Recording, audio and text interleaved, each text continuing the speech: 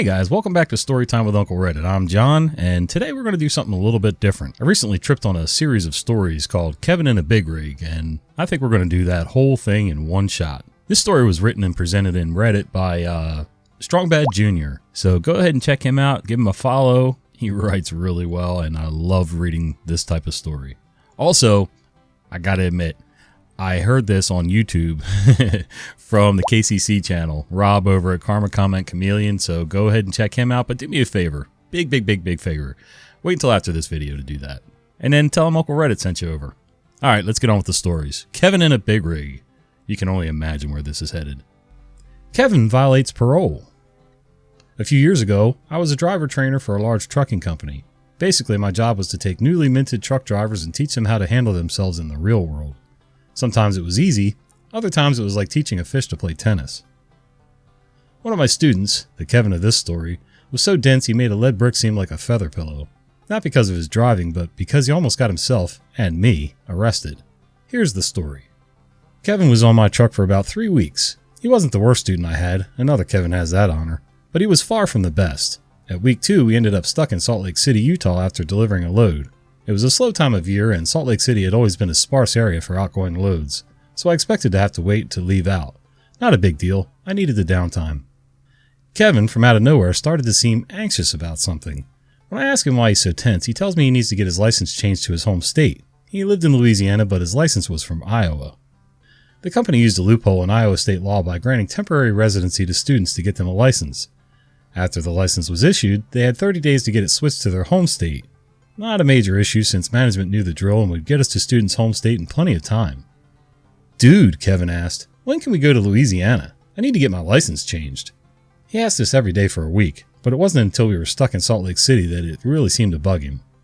Look, I've told dispatch you need to get home. They'll work it out. Just relax. He didn't. After 3 days, we finally get to leave Salt Lake City bound for Chicago. It takes a few days, and the entire trip, I can tell he's getting more and more nervous. Eventually, he can't talk about anything else except how he needs to get home. He was getting pretty annoying.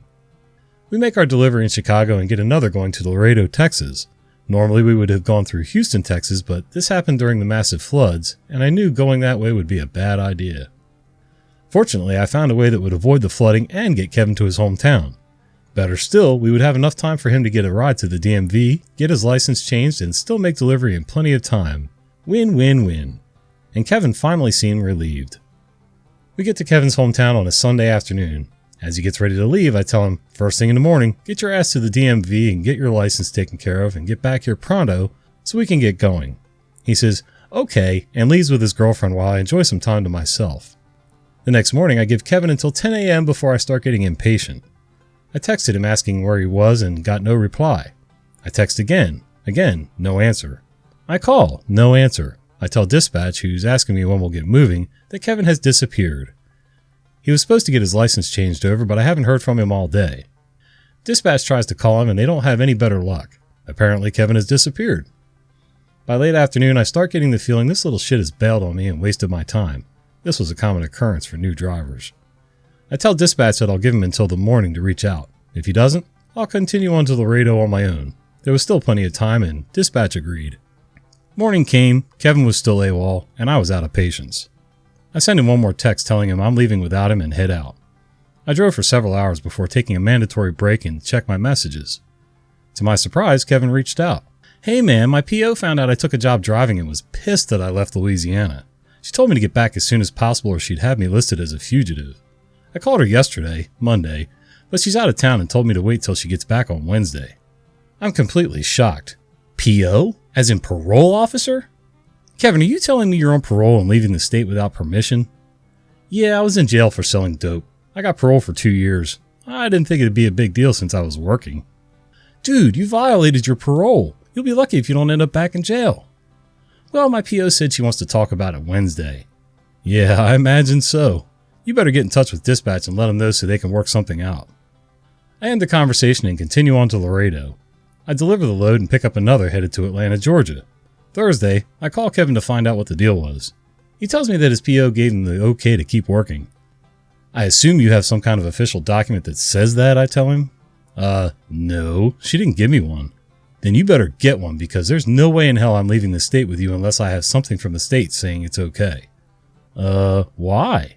Because, dumbass, if I carry you across state lines knowing you're violating parole, that makes me an accessory to a felon, and I'm not going to jail for your stupidity.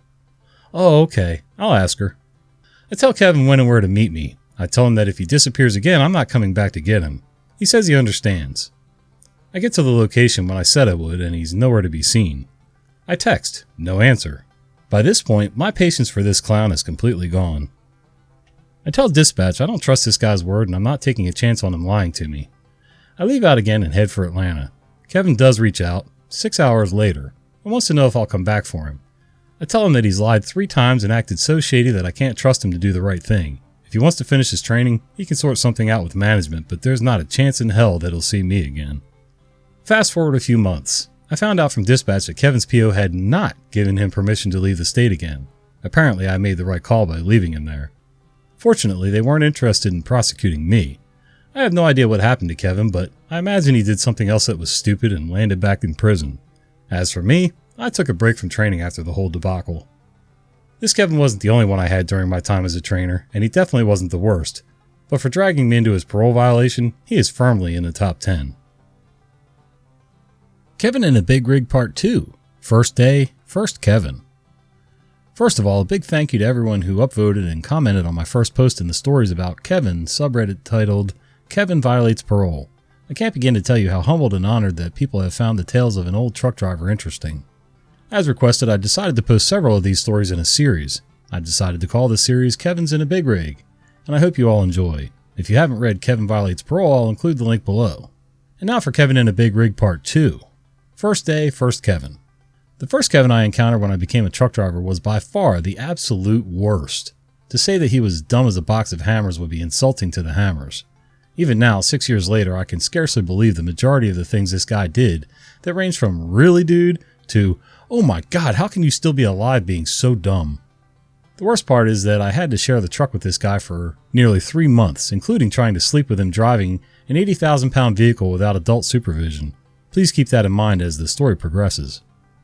When I met this Kevin, I'll refer to him as FK for First Kevin, I had just completed my 6-week training period with my driver trainer after I received my CDL. The standard policy of the company was to pair 2 drivers who lived relatively close to one another so that both drivers could take home time at the same time. We typically stayed out on the road for weeks, sometimes months at a time, working constantly. Unfortunately for me, First Kevin was the driver that lived closest to me at the time, who had no co-driver at the time.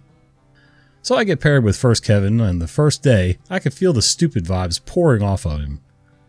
I was born and raised in the southeastern US, and even to me, calling this guy white trash would be an understatement. He bragged about his family being in the KKK, but he accepted his driver trainer who was black. But being a new hire and bottom rung of the ladder, I shrugged it off. The first day, First Kevin and I are paired up. We picked up a load going to the LA area. First Kevin, thinking that because he has a whopping 2 weeks more driving experience than I do, that he should be the one to take the first shift. Because I don't trust you yet. I should explain this was not his personal truck. It was owned by the company and he was not a supervisor of any kind. I didn't care, so I rode shotgun for a bit. As soon as First Kevin starts driving, I'm immediately grateful for the driver training I had. First Kevin reminds me of my time at CDL school when I would be in a truck with 4 other students and an instructor. Student truck drivers are notorious for being clumsy behind the wheel, but they tend to find their groove while out with a trainer. First Kevin, on the other hand, thought the bouncing gear changes, excessive revving, and braking so hard that a simple 4-way stop feels like landing on an aircraft carrier. I wasn't very experienced, so I thought nothing about it. For long. We get fuel at a nearby truck stop and head west. Once we're on the interstate, I notice First Kevin keeps picking up a spiral-bound notebook, looking at something, then putting it down. He does this every few minutes for about an hour before I ask what he's looking at. First Kevin gets a shit-eating grin on his face and hands it to me. It's the routine the company sent us. You know, since we're company drivers, we have to follow the company routine. Okay, so why do you keep looking at it? The next turnoff is at least 200 miles away. Yeah, but I keep forgetting. Note that First Kevin had a perfectly good truck-specific GPS in the truck and the route was programmed in. You programmed the GPS, right? I ask. Just follow that. It's telling you the same thing as your notes. He mumbles something about how it's so important that we follow the company route, or we'd get written up and he was going to do everything right and blah blah blah. I just let it go. So we're still going down the interstate, first Kevin driving and religiously checking his precious notebook every 5 minutes. It's around rush hour and we were in a fairly large populated area. I start seeing signs of road construction and traffic is beginning to stack up, but first Kevin is still looking at his notebook and not slowing down. Traffic is quickly becoming bumper to bumper and first Kevin still hasn't seemed to notice. It's then that I see the issue. The 2 left lanes are closed due to construction. First Kevin is driving in the center left lane of the 4-lane section of interstate. The far left lane is already closed, and the center left, the lane we are currently in, is about to close in less than a mile. First Kevin, still reading his notebook, drives right up to the point where the orange barrels mark the start of the lane closure. "Dude, get over," I tell him, and instinctively check the passenger side mirror to check for traffic. It's then that I notice the other semi hauling ass up on our right side. First Kevin looks up, sees the barrels, and no signal, no mirror check, just merges right. "Whoa, whoa, whoa," I yell, just as the other truck blows past, raring down on the air horn. I briefly glimpse the other driver's face and he is pissed. Not that I blame him. First Kevin looks sheepish and starts mumbling something about idiot drivers. But at the time I'm still trying to keep from going into full-on heart attack. I stay up front until we clear the construction zone and then climb back in the bunk to get some rest. Emphasis on try. I had to drive the night shift and I knew better than to drive without sleep. His less than expert truck handling didn't help matters. A few hours later, I wake up to the sound of air brakes releasing. I hear first Kevin yelling he's out of time to drive and I need to take over. I pull my boots on, sign in as the active driver to the truck's electronic log terminal, and settle into the driver's seat. It's at that point that I look out through the windshield and see something odd. It's dark, of course, but in the headlights I see 2 white lines converging at an angle just ahead of the truck. I look to the left and the dim reflection of emergency flashers light up cat eye reflectors and a white dashed center line between 2 solid right-of-way boundary lines. It's pretty obvious first Kevin, in his lack of wisdom, had stopped the truck right at a merging point of a highway on-ramp and a major highway. "Where the F are we?" I demand. "I don't know, but I ran out of hours and this was the only place I could find." That was bullshit because there was a rest area 10 miles before that would have been a much better place to stop. "Dude, do you have any idea how dangerous this is? Not to mention illegal?" "Well, I had to stop somewhere. Anyway, I gotta pee." He goes to get out of the truck. "No the F you don't," I say, pulling on the seatbelt, releasing the brakes and putting the truck in gear. We are not staying here a second longer. If you have to piss, use a Coke bottle. We're out of here. I get the truck going, thanking God there was no traffic or cops at the time, while first Kevin is grumbling about having to pee in a bottle. I don't care because I'm more concerned about not causing an accident or getting a ticket because of this idiot. He can piss in his pants for all I care. He goes straight to the bunk anyway, so I don't have to listen to him. I drive the rest of the night without incident and he takes over again early the next morning. These incidents may not seem too bad, but bear in mind this happened in just the first day. I was with this clown for 3 months and conditions did not improve during that time.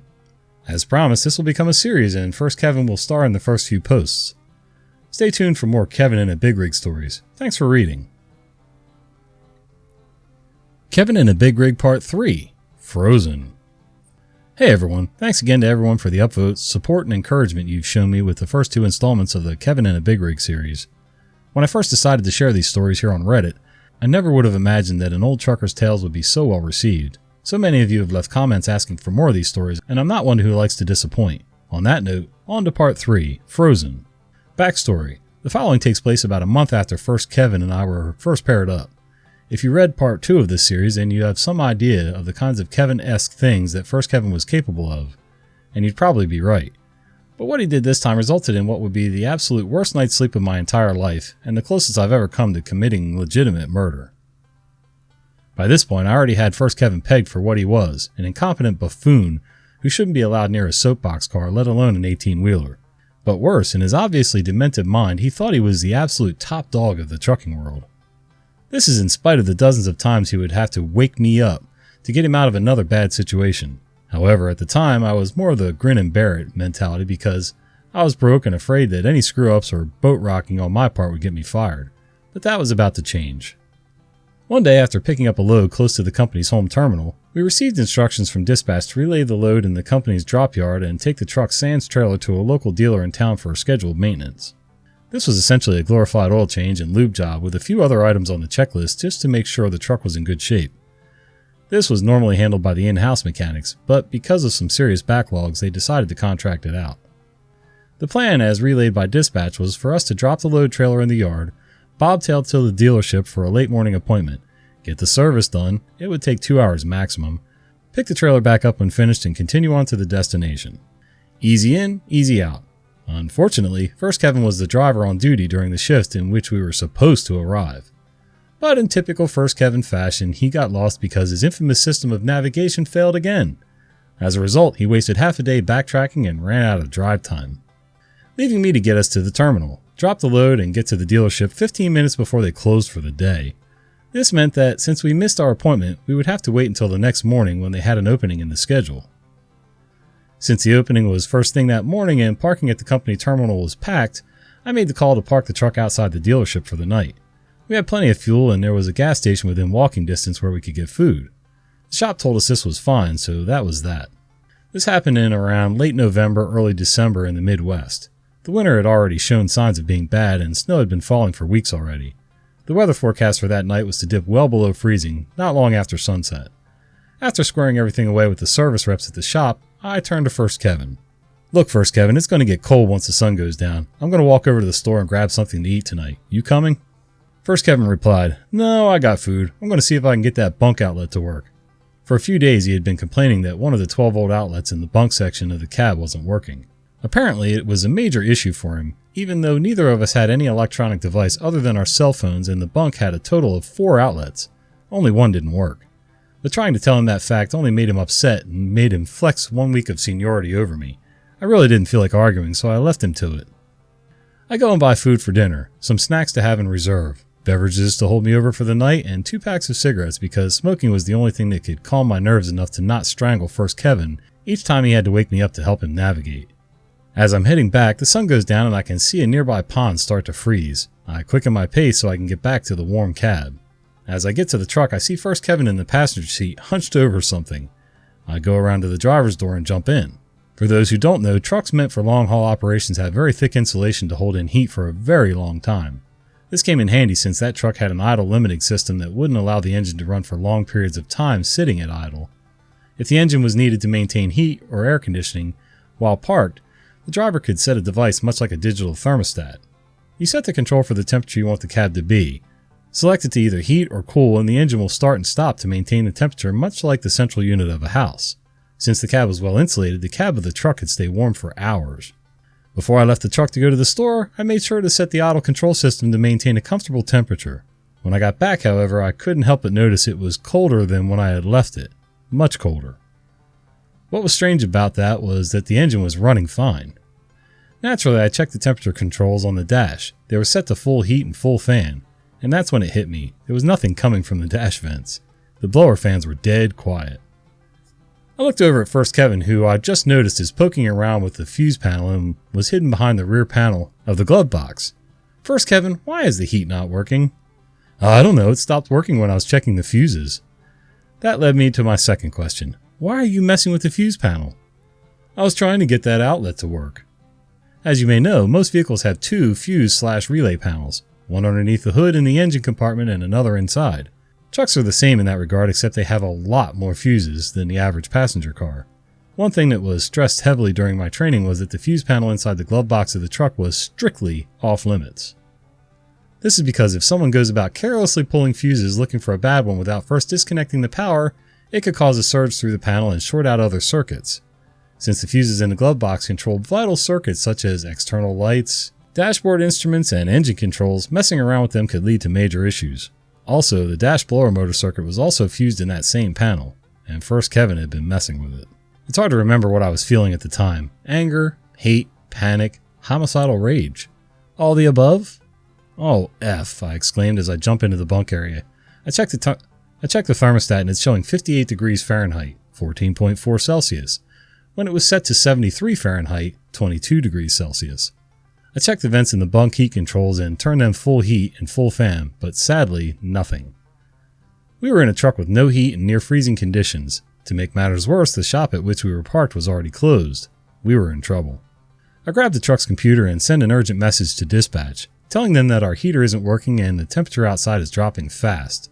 First Kevin is still mumbling about the outlet. Will you forget about that damn outlet? We have no heat. Don't you understand that? He said something, but the computer signaled an incoming message. Truck 1234, you have access to your truck, so we can't get you a room.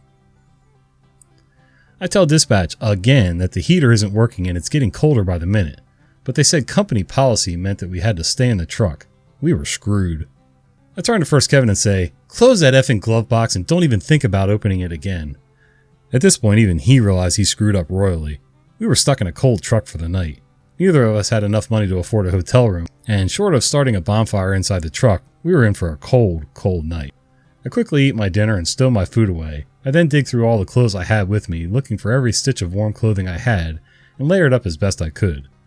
I ended up wearing 2 long-sleeve t-shirts, a pullover hoodie, and Carhartt jacket with 2 pairs of jeans, 2 pairs of socks, heavy-duty work boots, and 2 pairs of jersey work gloves, with a fleece blanket for cover. The entire night, I don't think I slept for 2 consecutive hours, despite wearing what felt like a week's worth of clothes all at once. The cold air still permeated through. I stayed curled in the fetal position for the entire night, shivering so hard I could feel the entire truck shake.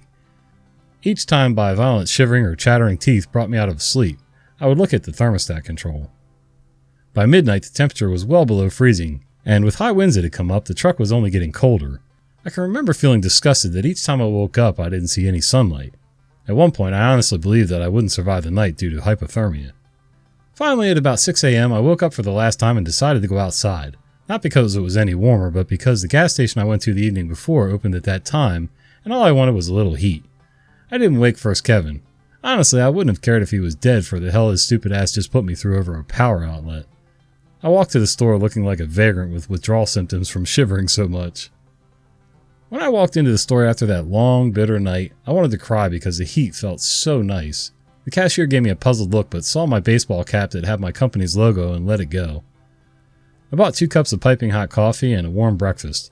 I took my time savoring every bit of it. Since the station had a dining area and wasn't busy, I really wasn't in any hurry to get back. I sat in the station for about 2 hours before I had to head back.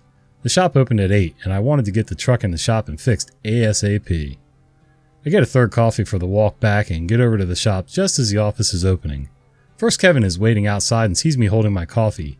He asks where I got it and I pointed to the gas station. The rep opens the door and we go inside, check in with the desk, and hand the truck key to the technician so we can get started. First Kevin, who was useless when it came to things like this, went to the lounge area. I made sure to tell the tech about the fan and asked if he could check it out. He said he would. I signed the paperwork and head to the lounge. In the lounge, First Kevin looks frustrated. He wanted coffee too and was disappointed to learn that since the shop just opened, the office staff hadn't made any in the lounge yet. Well, walk over to the gas station and get one, I say, trying not to snicker. You know I can't walk that far. Why don't you go get me one, he asked indignantly. I should point out that First Kevin had a bad leg due to, if you can believe it, a bad car accident. I know, big shocker. At first I felt bad for him being partially disabled, but by that point, after everything I had endured because of his stupid ass, I was tempted to damage his good leg so they would be a match set. Because I signed the truck in, that means I have to be here when it's released. First Kevin gets mad. Well, why didn't you wake me up and ask me if I wanted anything, he demands, almost throwing a tantrum. It was at this point my tolerance for First Kevin glitched. This SOB had put me through a living hell of no sleep, being thrown around the truck like a ragdoll because of his horrible driving, having to take flack for his F-ups, and getting chewed out for late deliveries because he keeps getting lost. Now he wants me to be his errand boy after nearly causing me to freeze to death? As someone once said, hell to the no. I set my coffee on the table and raised to my full height. I had at least 1 foot and 100 pounds on him. Listen here, you sawed-off little bastard, I replied, summoning every last ounce of piss and vinegar in me that wasn't still frozen. Because of your dumb ass, I barely slept all night. How the hell we're not dead of hypothermia right now, I have no idea. I have to put up with your BS for over a month and I'm fed up with it. You are not my supervisor, you are not my lead driver, and you do not tell me what to do. And if I ever catch you messing around with the fuse panel or anything else on that truck again, I will cut your DD throat. And at that moment, I meant it. First Kevin muttered something, but I told him to shut up and he obliged. After a couple hours, the technician came and told us our truck was ready. First Kevin, still without coffee, sulked off to the truck while I dealt with the paperwork. I asked the tech about the blower fan and find out it was a blown fuse. Apparently, First Kevin pulled the fuse and the resulting arc caused the fuse to blow. Since he was an idiot and the fuse panel wasn't labeled, there was no way to know which fuse was blown. He told me to make sure that the next time I needed to check the fuses to disconnect the batteries first. I laughed, signed the papers, and went back to the truck. Back in the truck, I sent a message to dispatch and tell them we're ready to roll. First Kevin had climbed back into the bunk, obviously still sulking. I take the first drive shift of the day so the load can, once again, be back on track. While I wish I could say this was the end of my misadventures with First Kevin, it's not. There's more. Yup, it gets even better, folks. Again, thank you all so much for reading and for all your support and encouragement. It really does mean a lot. Kevin in a Big Rig Part 4. First Kevin gets lost. OP gets an idea. Hello everyone and welcome back to yet another installment of the series Kevin in a Big Rig. Once again, I'd like to thank everyone who's read my previous episodes and shown more interest and support than I could have ever hoped for. I know a lot of you have been asking questions about how First Kevin got away with his stupidity and why I didn't do anything about it. I apologize for not answering many of you outright, but I can promise that I fully intend to answer all of your questions in upcoming posts. I can assure you that it will all be worth it. Now without further ado, on to part 4. First Kevin gets lost, OP gets an idea. Backstory. This story takes place a few weeks after the truck heater snafu. While I would like to say that First Kevin learned from his mistakes and tried to do better, it would be more accurate to say that he merely doubled down on his brain-dead antics. In the interim, his driving skills plateaued at noob level. His navigation ability was at potato, and his superiority complex had gone from annoying to insufferable. Despite everything, I was still very much a rookie driver, a peon in a very big company, and most importantly, more broke than MC Hammer. I was afraid that doing anything to rock the boat with management would lead to me being fired, in further debt, and my truck driving career at an end. To add some perspective to my situation during this, I should mention more about the contract I had in place with the company at the time. In exchange for free training, I had agreed to work for the company for 8 months. If I quit or was terminated for any reason before that contract was fulfilled, I would be liable for over $6,000 in tuition fees. Furthermore, since the company owned the training facility at which I trained, they could refuse to release my CDL school records to any prospective employers unless they bought the contract. Since most reputable employers require proof of completion of a CDL school and were unwilling to make such an investment in a relatively inexperienced driver, I was stuck and pretty much at their mercy. This is the dark truth that many supercarriers such as Swift, Werner, and CRST will not tell you when they promise you a rewarding career and free training. In short, I was pretty much powerless. But that was about to change, and in some strange way, I have First Kevin to thank for that. The morning on which this story takes place started out pretty much like every other day for the past 2 months. First Kevin finished his shift and waking me up to see what kind of fresh hell of a mess I had to sort out. The day before, we had picked up a load in Pennsylvania with me doing the initial pickup. I had gotten us just across the state line into Ohio before going off duty. Just before picking up said load, I had filled the fuel tanks completely and burned maybe a quarter of a tank before going off duty. The next fuel stop was in less than 400 miles. We had more than enough fuel to get there. Again, First Kevin had ended his shift with no clue where we were. No surprise there. A quick look out of the window. Oh, we're on the shoulder of a highway. What a completely unexpected and unprecedented development. Yawn. Fine, let's get this over with. By this point, I had already purchased my own truck-enabled GPS. First Kevin, apparently upset that I didn't recognize his obviously superior ability, had thrown a tantrum and demanded that I no longer use his GPS because he would work out the route. Yeah, right. He gets out of the driver's seat and like the petulant man-child he was, he took his GPS from the mount. A trick I learned from my trainer was when using a GPS was to enter the departure and destination and then add each assigned fuel stop in order as waypoints in the route. This forced the GPS to stay on the company route 90% of the time. Also, our fuel payment cards would only work at the assigned fuel stops, so it made life easier just to follow it. Having to get fuel elsewhere needed a valid reason. Assistants from dispatch and often carried a lecture about the importance of the company-assigned route. I had tried to teach this trick to First Kevin, but because he had so much more experience than I did, a full month, he felt he didn't need to listen to me. I set up my GPS and hit the current location function. This, of course, is routine, as First Kevin never had any clue where we were. I had already familiarized myself with the route and knew which highways, towns, and cities I could use to help get my bearings. This time, however, I was completely stumped. I had expected that First Kevin would have gotten us at least halfway to Illinois, but the GPS had us in some small town in Indiana. Also, it wasn't a town I had seen on either the GPS route or the paper map I routinely used to verify the GPS. Okay, that was odd. I look again at the GPS for a highway number or street name. Again, nothing it showed me made any sense. I go back to the navigation page where it showed the distance to the next checkpoint, which would have been our next fuel stop.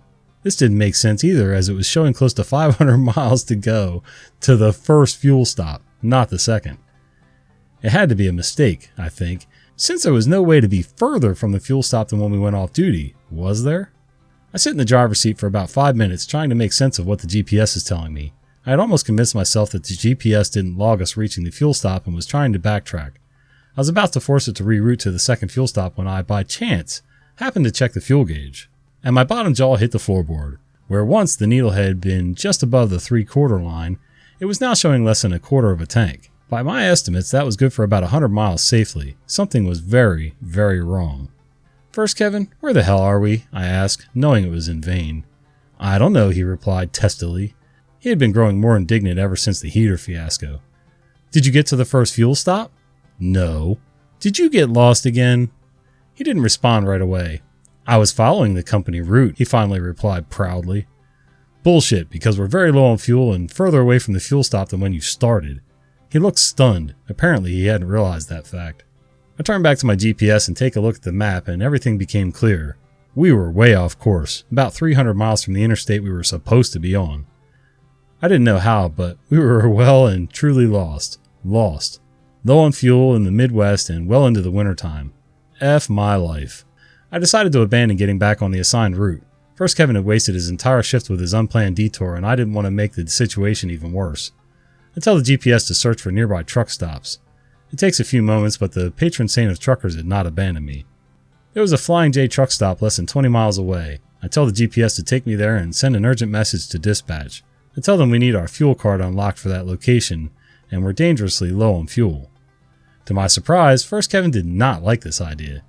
"We have to stick to the company route. If we run out of fuel, it's the company's fault." "Company route?" I scoffed. "You got us lost. Again. You have no idea where we are. Again. I have to spend half my day correcting your F-ups. Again. Right now, the company route doesn't mean a damn thing because I have no clue where we are. What I do know is we need fuel, and now." First, Kevin starts sulking. "Well, if we get in trouble, it's on you." "Fine by me," I reply, and I get us going. My reasoning is that if I run out of fuel at truck stop after requesting the fuel cards open, dispatch would have to explain why they didn't allow it. Running a semi out of fuel requires some very expensive emergency road service.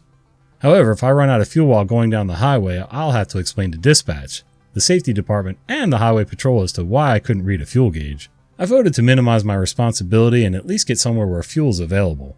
The last thing I wanted to do was repeat what happened in the dealership parking lot. About a half hour later, we get to the truck stop. It's early morning, so several other trucks are already refueling, and we have to wait in line. I checked the computer, and to my surprise, dispatch approved the fuel purchase, but was concerned as to how we got so far off course.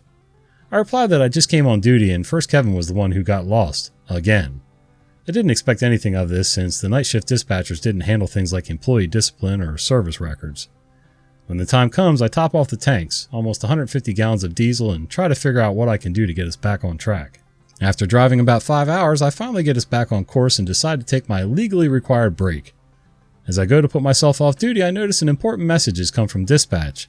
It's from my fleet manager. I'll call her FM for short. Roughly equivalent to a supervisor. "Call me ASAP," was all it said. "Oh, great," I say. I take my phone, step out of the truck, and make the call. "What are you two doing? How did you end up so far off route? Did you follow the route we gave you?" "What do you mean, FM?" "Well, First Kevin says you've been ignoring the company routes. That's why you've been getting lost." "Oh, that explains it. First Kevin, the little weasel, sent her a text message with some made-up story. My blood started to boil. "FM, first of all, I have no clue what happened. When I finished my shift yesterday afternoon, everything was fine. We were on course and had plenty of fuel. I woke up this morning on the side of a 2-lane highway in the middle of Bum F, Indiana with no clue how I got there and running on fumes. That's why I sent the message to have the fuel cards opened." "Well, you two are a team, so you have to work together." I take a deep breath, fighting back the urge to launch into a verbal tirade that would surely get me fired. "FM, you know what First Kevin's like." "Well, just figure it out." She hangs up and I have to fight the urge to throw my phone across the parking lot. A short time later, I return to the truck and make ready to head back out. First Kevin is sitting in the passenger seat, his precious notebook in hand. He's trying to hide a shit-eating grin on his face, but his 1970s porn star mustache gives it away. "So," he said, "you gonna follow the company route? You're a company driver, so you gotta follow the company route." He then hands me his notebook, open to the page he had written down the route. I take it and throw it in the back.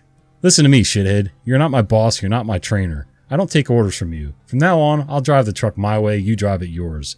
Unless it's an emergency, keep your sea holster mouth shut. For a moment, he looks terrified, then petulant as he goes back to the bunk. Good riddance. For the rest of the day, I go through everything that had happened over the past 2 months. When I think that after all the times I had to babysit a supposedly more experienced partner, I get blamed for everything going wrong. I just get more and more upset. But since I'm a broke newbie driver under a hobbling contract and no support from anyone, what can I do? I need to get away from this clown, but how? If only there was some way I can prove he's effing up. I'm just a truck driver. And that's when it hits me. I wasn't always a truck driver. Before I started driving, I was a manager at a steel mill. I was an engineer by trade, and my previous job had me dealing with safety and environmental regulations, quality control, OSHA, DOT, and my least favorite, corporate bureaucracy. Corporation.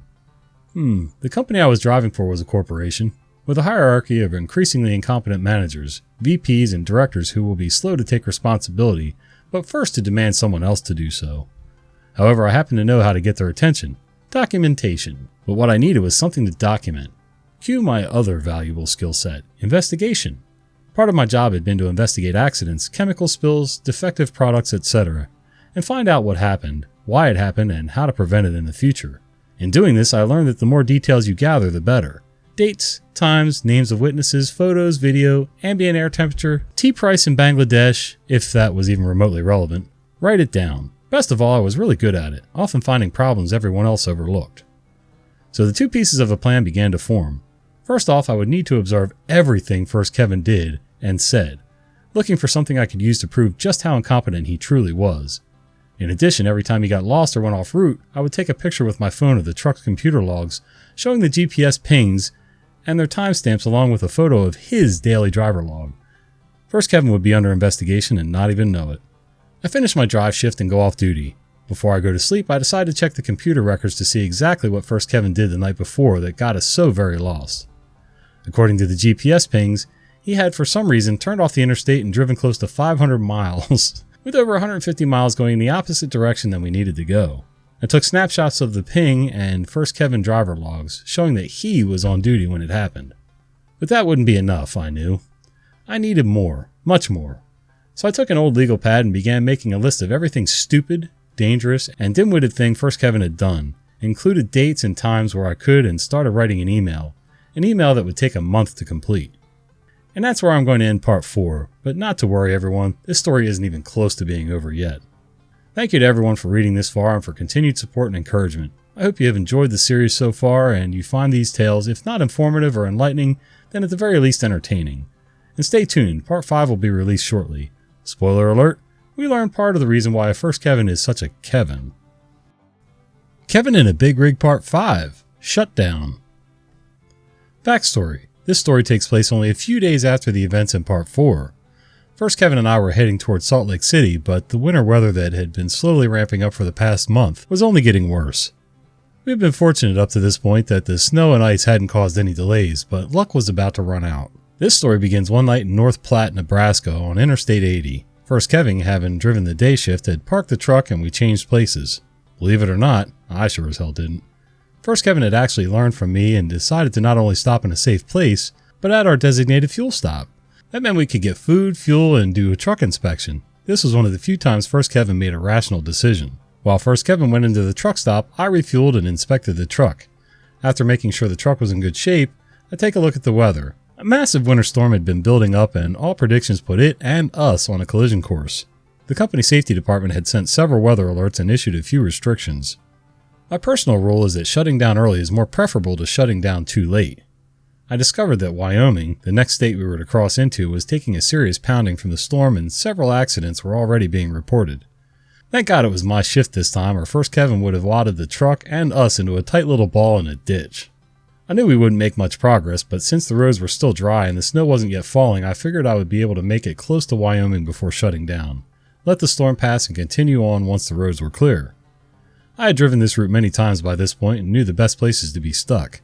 I set the GPS to take us to a truck stop just past the Wyoming state line, go inside for a quick bite, and we head out. It wasn't long before the leading edge of the storm had caught us. The further along I drove, the worse the weather deteriorated.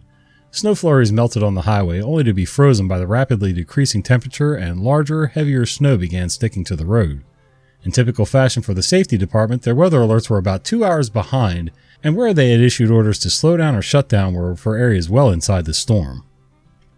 According to them, we could drive the speed limit and they wouldn't say anything. Fortunately, I knew better than to trust the judgment of someone nearly 1,000 miles away about the weather I was looking at through the windshield. I had made it about 100 miles when conditions forced my hand. I had already had to reduce speed to barely creeping and the road was invisible beneath the snow, after watching another truck who was driving way too fast lose control and end up in the ditch. I make the call to shut down. I pull into a rather large truck stop not far from the Wyoming state line. By this point, the snow was so deep the trailer bumper was acting like a snowplow, and the tires were having trouble gaining traction. I finally get the truck parked and tell dispatch we're shut down. As I set the truck's idle control system, first Kevin wakes up and asks, "Are we still in Indiana?" In case you're not familiar with U.S. geography, Indiana is a very long way from Wyoming.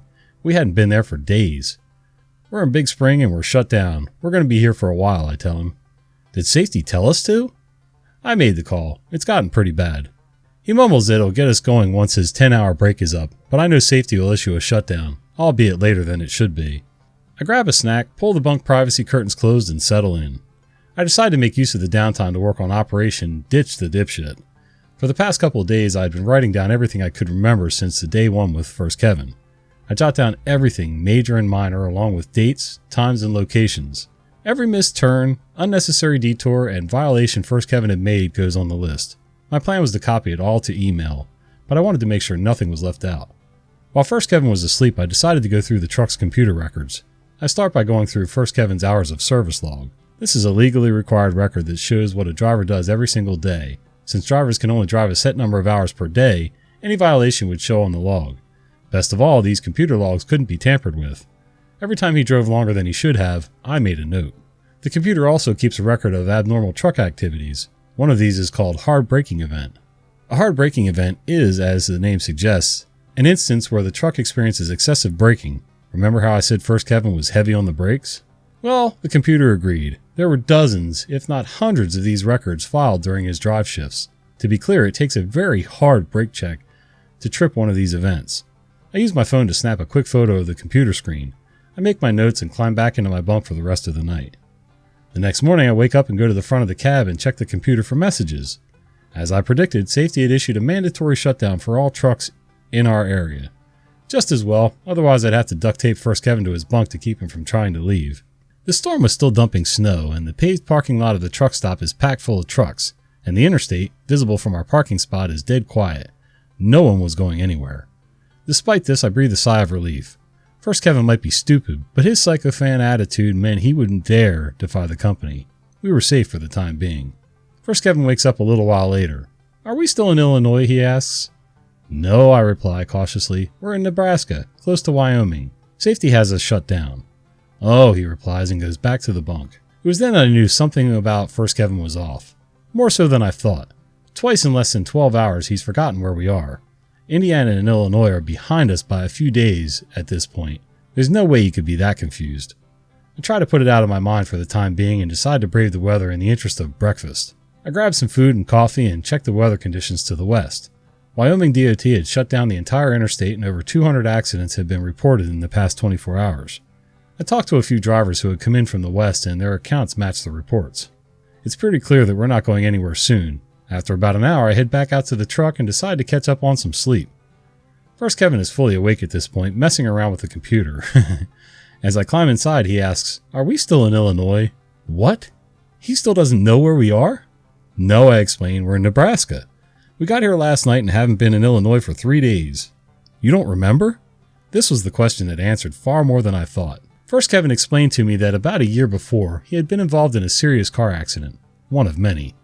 According to him, he ran off the road at a high speed. He was hospitalized with a shattered leg, his bad leg now, and was in a coma for 21 days. His doctors told him that being in a coma that long would likely cause some brain damage, and it had. He had difficulty with his short-term memory and would literally forget something he did 5 minutes before. This wasn't entirely new to me, as he had told this story before. In fact, he had told me countless times over the past 2 months, and it was always the same. Bad car accident, 21-day coma, and busted leg.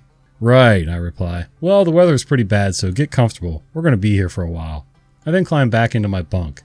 First Kevin, citing his bad leg, wants to try and find a parking spot closer to the store, but I tell him the lot is completely full and if he moves the truck we could lose this spot. Reluctantly, he decides to stay put. In my bunk, I go over First Kevin's story. 21-day coma, short-term memory loss, numerous car accidents. If I was asked to pick one person to deny a CDL, it would be First Kevin, and not because of the hell I had already been through because of him. Driving a truck is dangerous at the best of times. I had a brain-damaged driver and the risk increases exponentially. I knew that this company literally hired anyone who gave them a phone call. But what doctor in his right mind would grant someone with brain damage a DOT medical card? I pull out my notes and jot down First Kevin's story as he told it. Later that day, First Kevin wakes up from a nap. I'm in my bunk and he asks again, "Are we in Illinois?" I sigh, defeated. "No, First Kevin, we're in Nebraska. You've asked that 3 times already." "Oh well, I have bad short-term memory. See, I was in a car wreck," and he repeats the same story again, practically word for word. "Did safety shut us down?" he asks. "Yes, so did WYDOT, Wyoming DOT, I explained. "Oh, okay."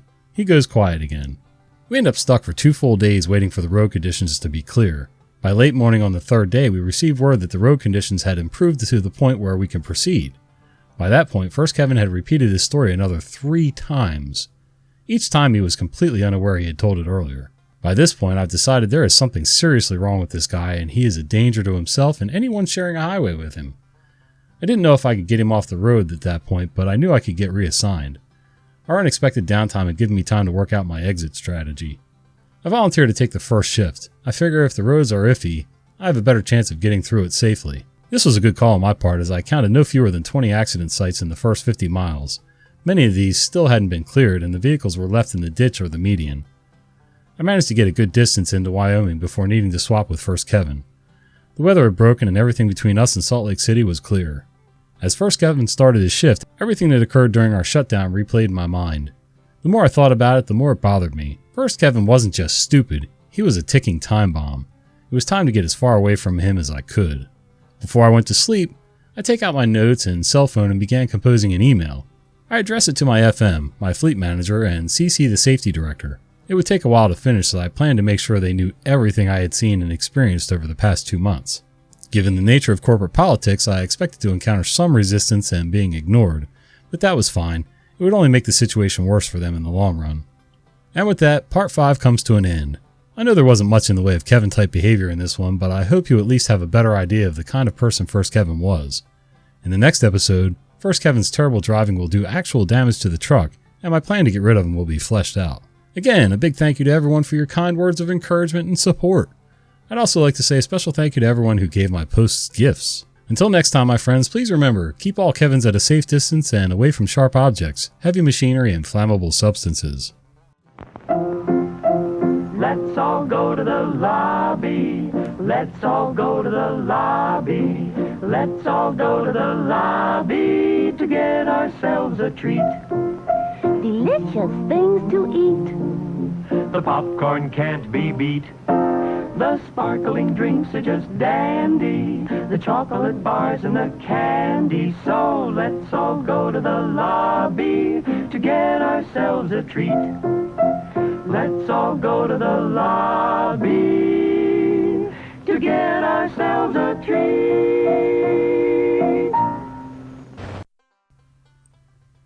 Kevin in a Big Rig Part 6, Breakdown.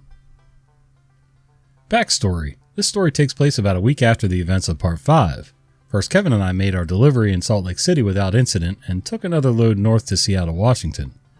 We had picked up another load that was bound for the East Coast when yet another disaster struck. I had made the initial pickup in Renton, Washington and headed east on Interstate 90. Since I had driven half the night before the pickup and into mid-morning, my drive time for the day expired around Tanner, Washington, and First Kevin and I switched out. Ahead of us lay barren and mountainous terrain and nearly 3,000 miles of highway across the northern states of the lower 48. Combine that with the ever-threatening winter storms, First Kevin's horrible driving skills, and a dwindling supply of tolerance on my part, I was beginning to wonder if First Kevin would kill us both before I could get rid of him. At the end of my drive shifts each day, I had been religiously copying the information from the notes I had taken into an email on my phone. I addressed it to my fleet manager and the company safety director. Using my most professional and courteous language, I outlined everything I had witnessed over the past 2.5 months. I'd reached the point where I didn't want revenge or compensation or even demand he be fired. I just wanted to get away from him. But in order to do that, I needed a valid reason so management would be convinced. One reason? How about 100? First, Kevin took over and proceeded east along Interstate 90 toward Idaho. As was my habit by this point, I rode shotgun upon first leaving out at first.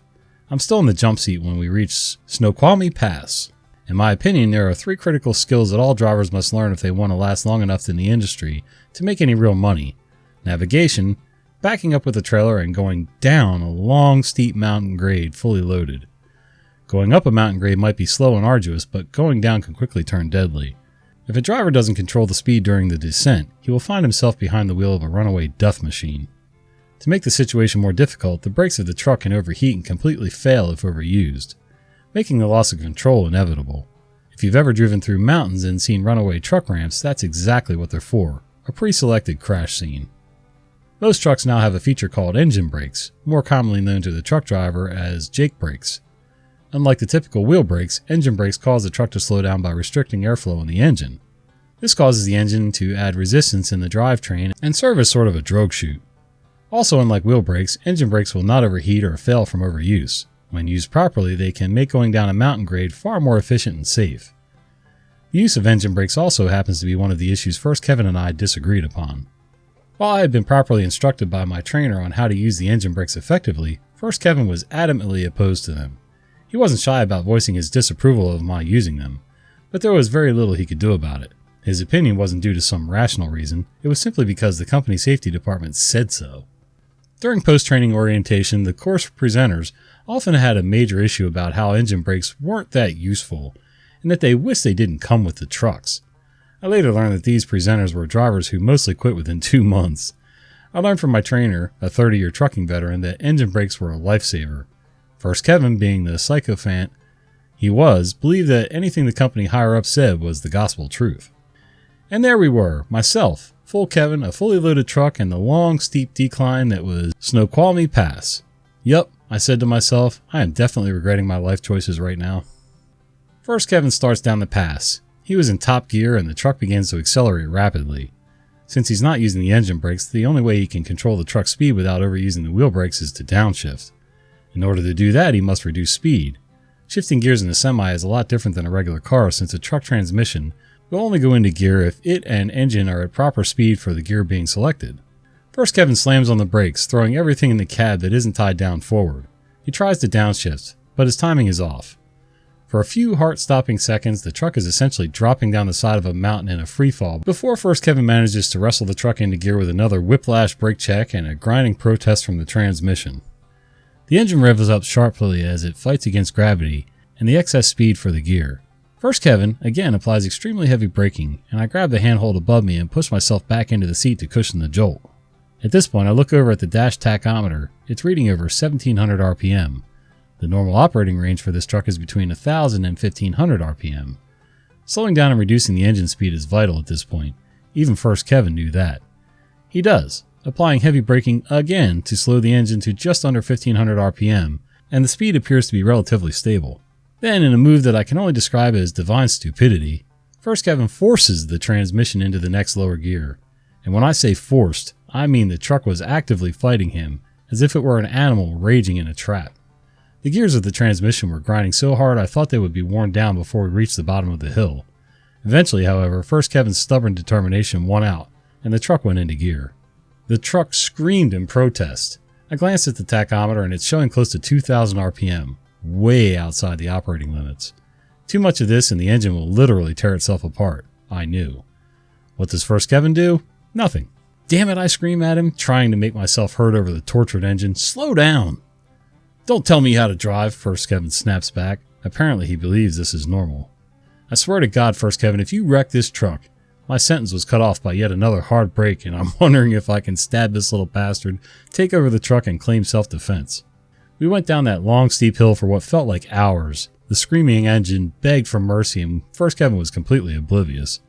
At any moment, I was expecting the engine to explode in a fiery death, taking us to our own a few moments later. But to its credit, it held on just long enough. We get to the bottom of the hill, and the stress on both the engine and my nerves finally dissipates. At first, I think we dodged yet another bullet. The truck seems to be no worse for the wear, and I managed to not kill First Kevin. At that moment, the dashboard lights up more than the annual Christmas tree at Rockefeller Plaza.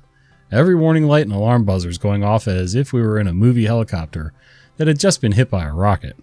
I swear under my breath and begin looking on my phone for repair shops, truck stops, or anywhere nearby where we can get help. And then, as suddenly as it started, the dash goes quiet and the lights turn off. It wasn't a relief, more of the eerie quiet. That's not good, I say, knowing this wasn't some electronic glitch. I go back to my phone. It's the only thing I can do to keep me from snapping First Kevin's neck. By some obscene stroke of luck, there's a dealership service shop at the next exit. It was just then that the dashboard lights and alarms make an encore appearance. I think something's wrong with the truck, First Kevin said, as if I hadn't already worked out that much for myself. I give First Kevin my hardest glare. No shit, Sherlock, I reply. You just fell off a frickin' mountain and blew the engine up. What do we do? He asks like a lost little boy. I take this moment to highlight his stupidity. I don't know, Super Trucker. You're the one who knows everything. Why don't you tell me? To say my nerves were frayed at this point would be a gross understatement. First Kevin keeps looking between the road and the dash. I can tell he's lost, confused, and clueless. Just then, the engine derates, essentially limiting its speed and horsepower in order to prevent further damage. Something is seriously wrong, and First Kevin is completely useless.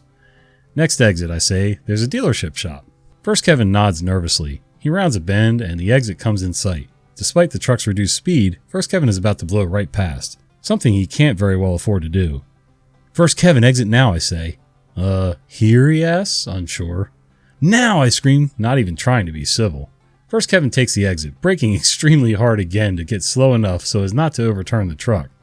I can see the sign for the dealership and guide First Kevin to it. We pull into the parking lot just moments before the truck dies. Charmed life, I think. I turn to First Kevin and say, you send dispatch a message. Tell them where we are and that we're checking into the shop. I'll go talk to the shop.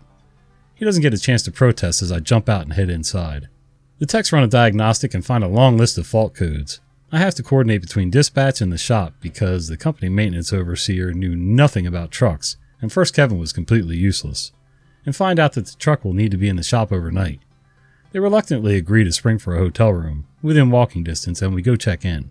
First Kevin and I spent about 3 days in that hotel while the truck was being repaired. First Kevin, by virtue of his short-term memory problems, had completely forgotten about how it was all his doing. He gave some speech about how dangerous engine brakes were, but I reminded him that he was the one who was driving when the truck broke down. He tried to pass the blame, but it didn't matter. I had a more important task to focus on. If you ever needed or wanted to know how to make a rigid corporate structure to act in your favor, you might want to take notes. I had been gathering evidence against First Kevin for about 2 weeks before we broke down. In those 2 weeks, I had been able to gather enough problems against him that would make a district attorney green with envy. I divided my time between copying my notes to email and jotting down new items as they cropped up.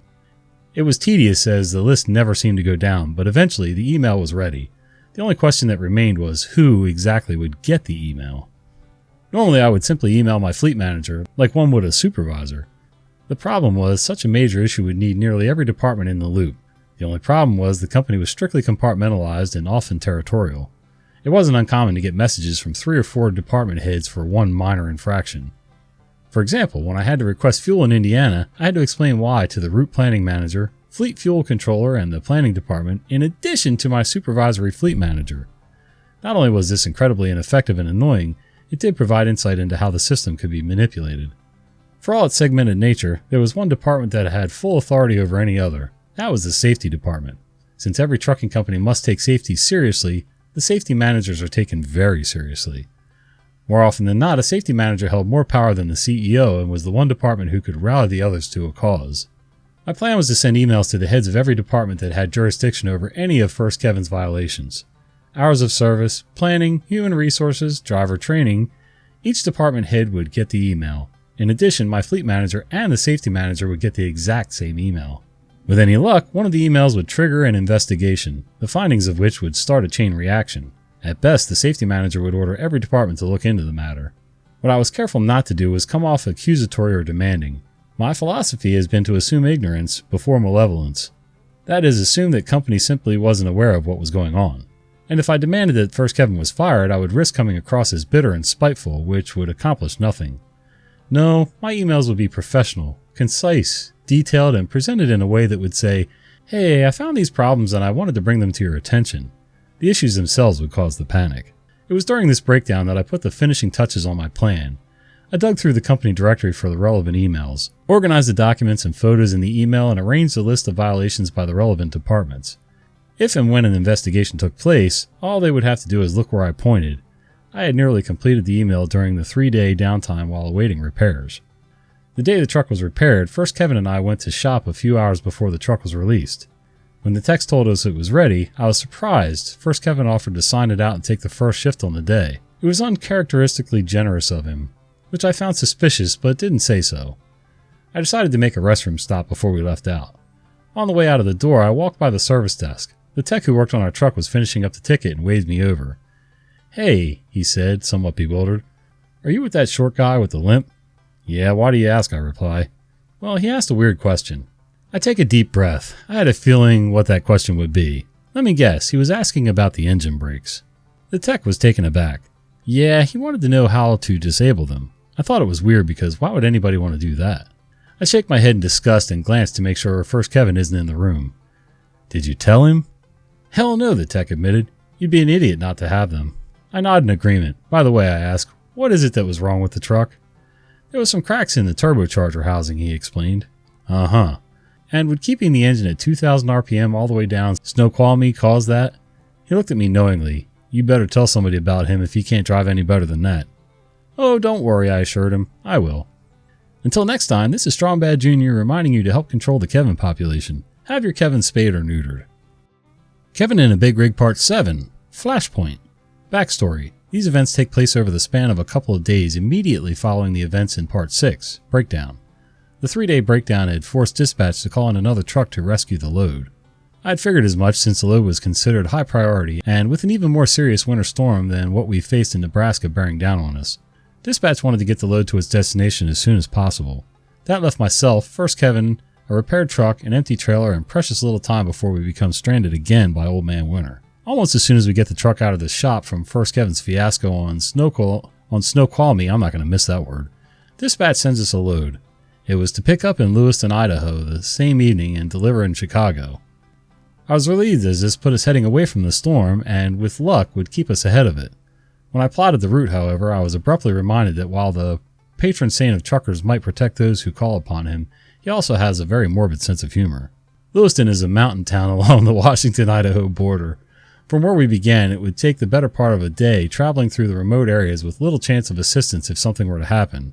And because I hadn't suffered enough, the only way into Lewiston was south along US 95 and down another steep mountain grade. That was worse than Snoqualmie.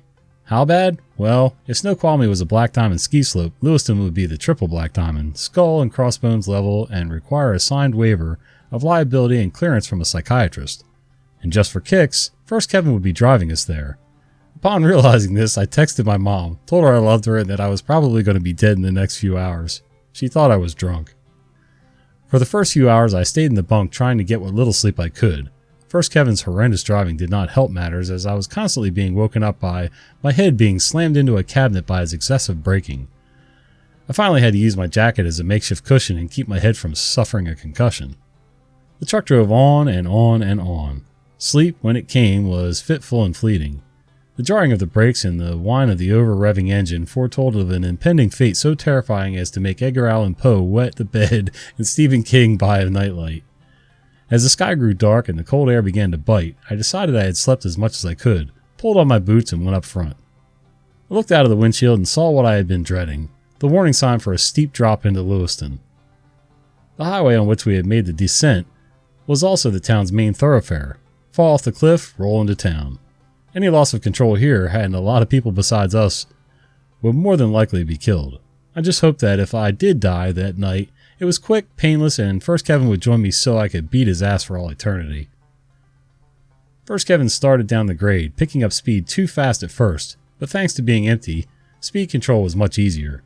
Still adamantly opposed to engine brakes, he maintained his speed through downshifting and heavy braking, much like he had attempted to do in Snoqualmie. When he finally managed to stabilize his speed, I lit a cigarette because I think all people doomed to die deserve one last smoke.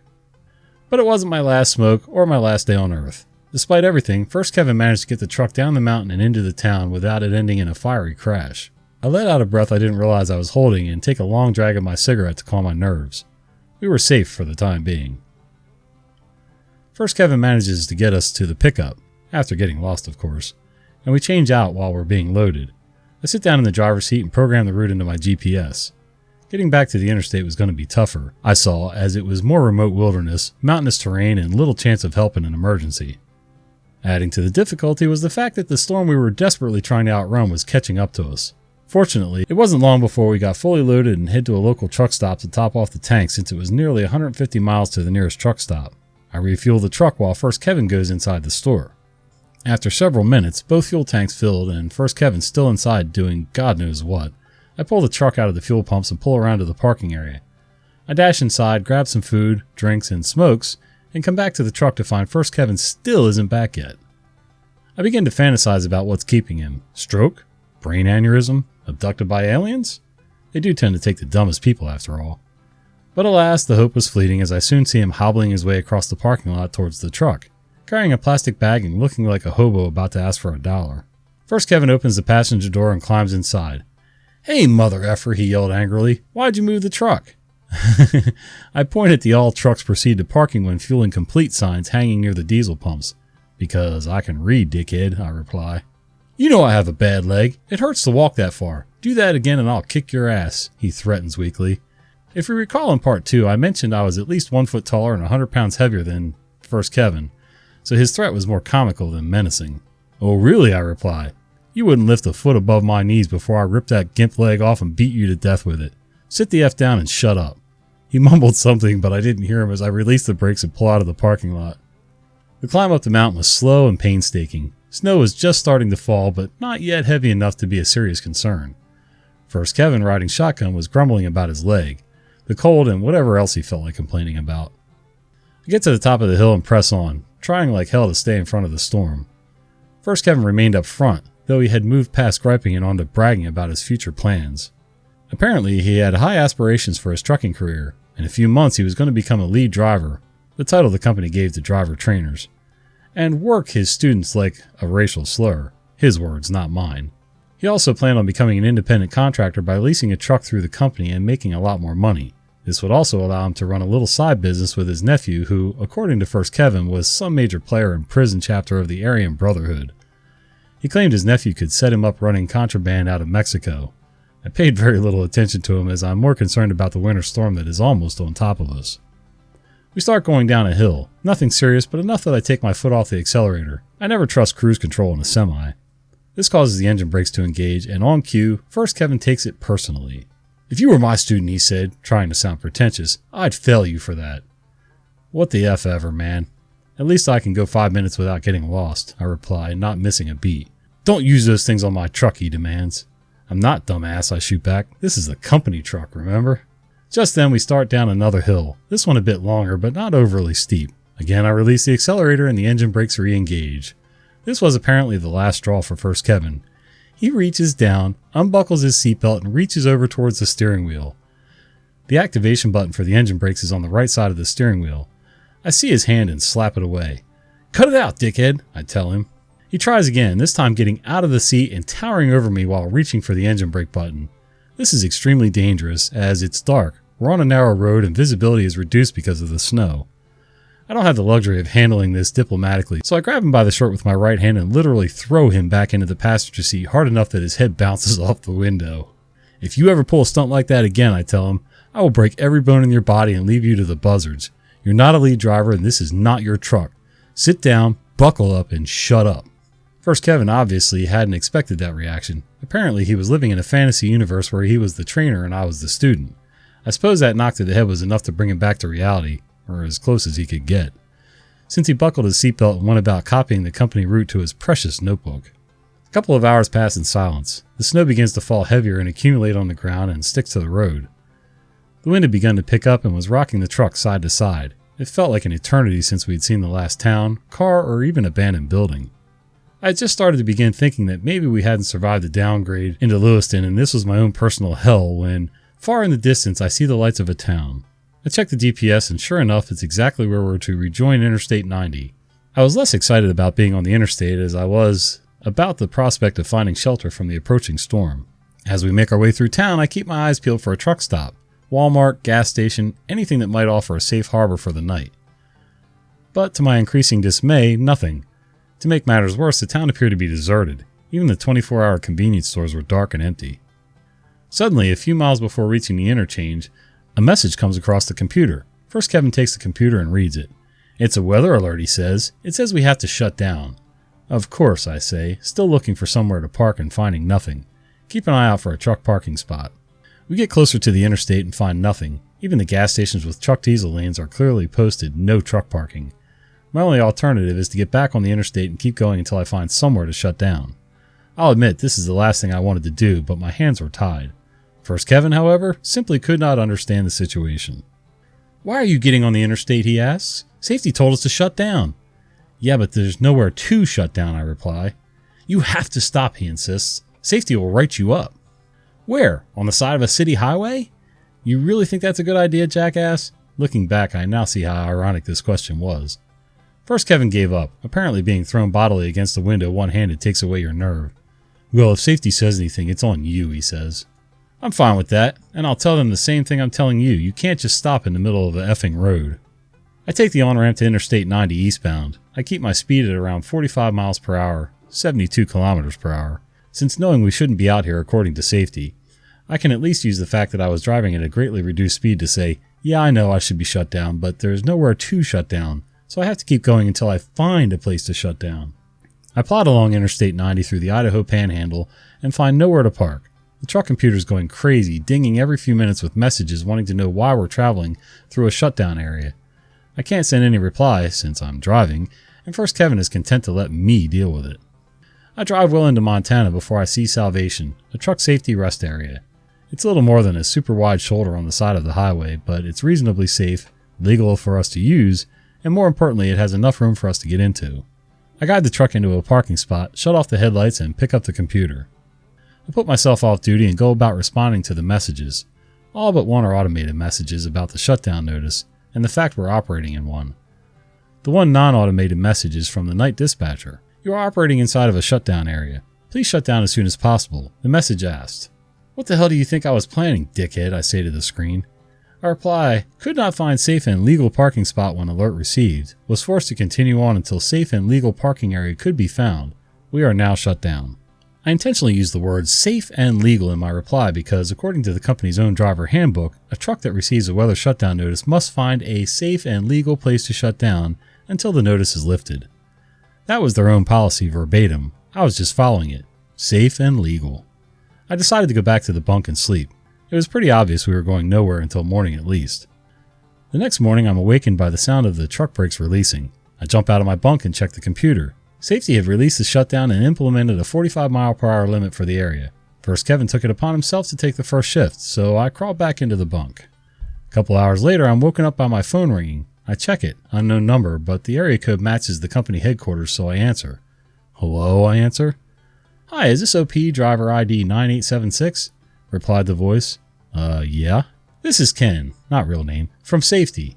This call is being recorded. We had a report that you willfully violated a mandatory shutdown area last night.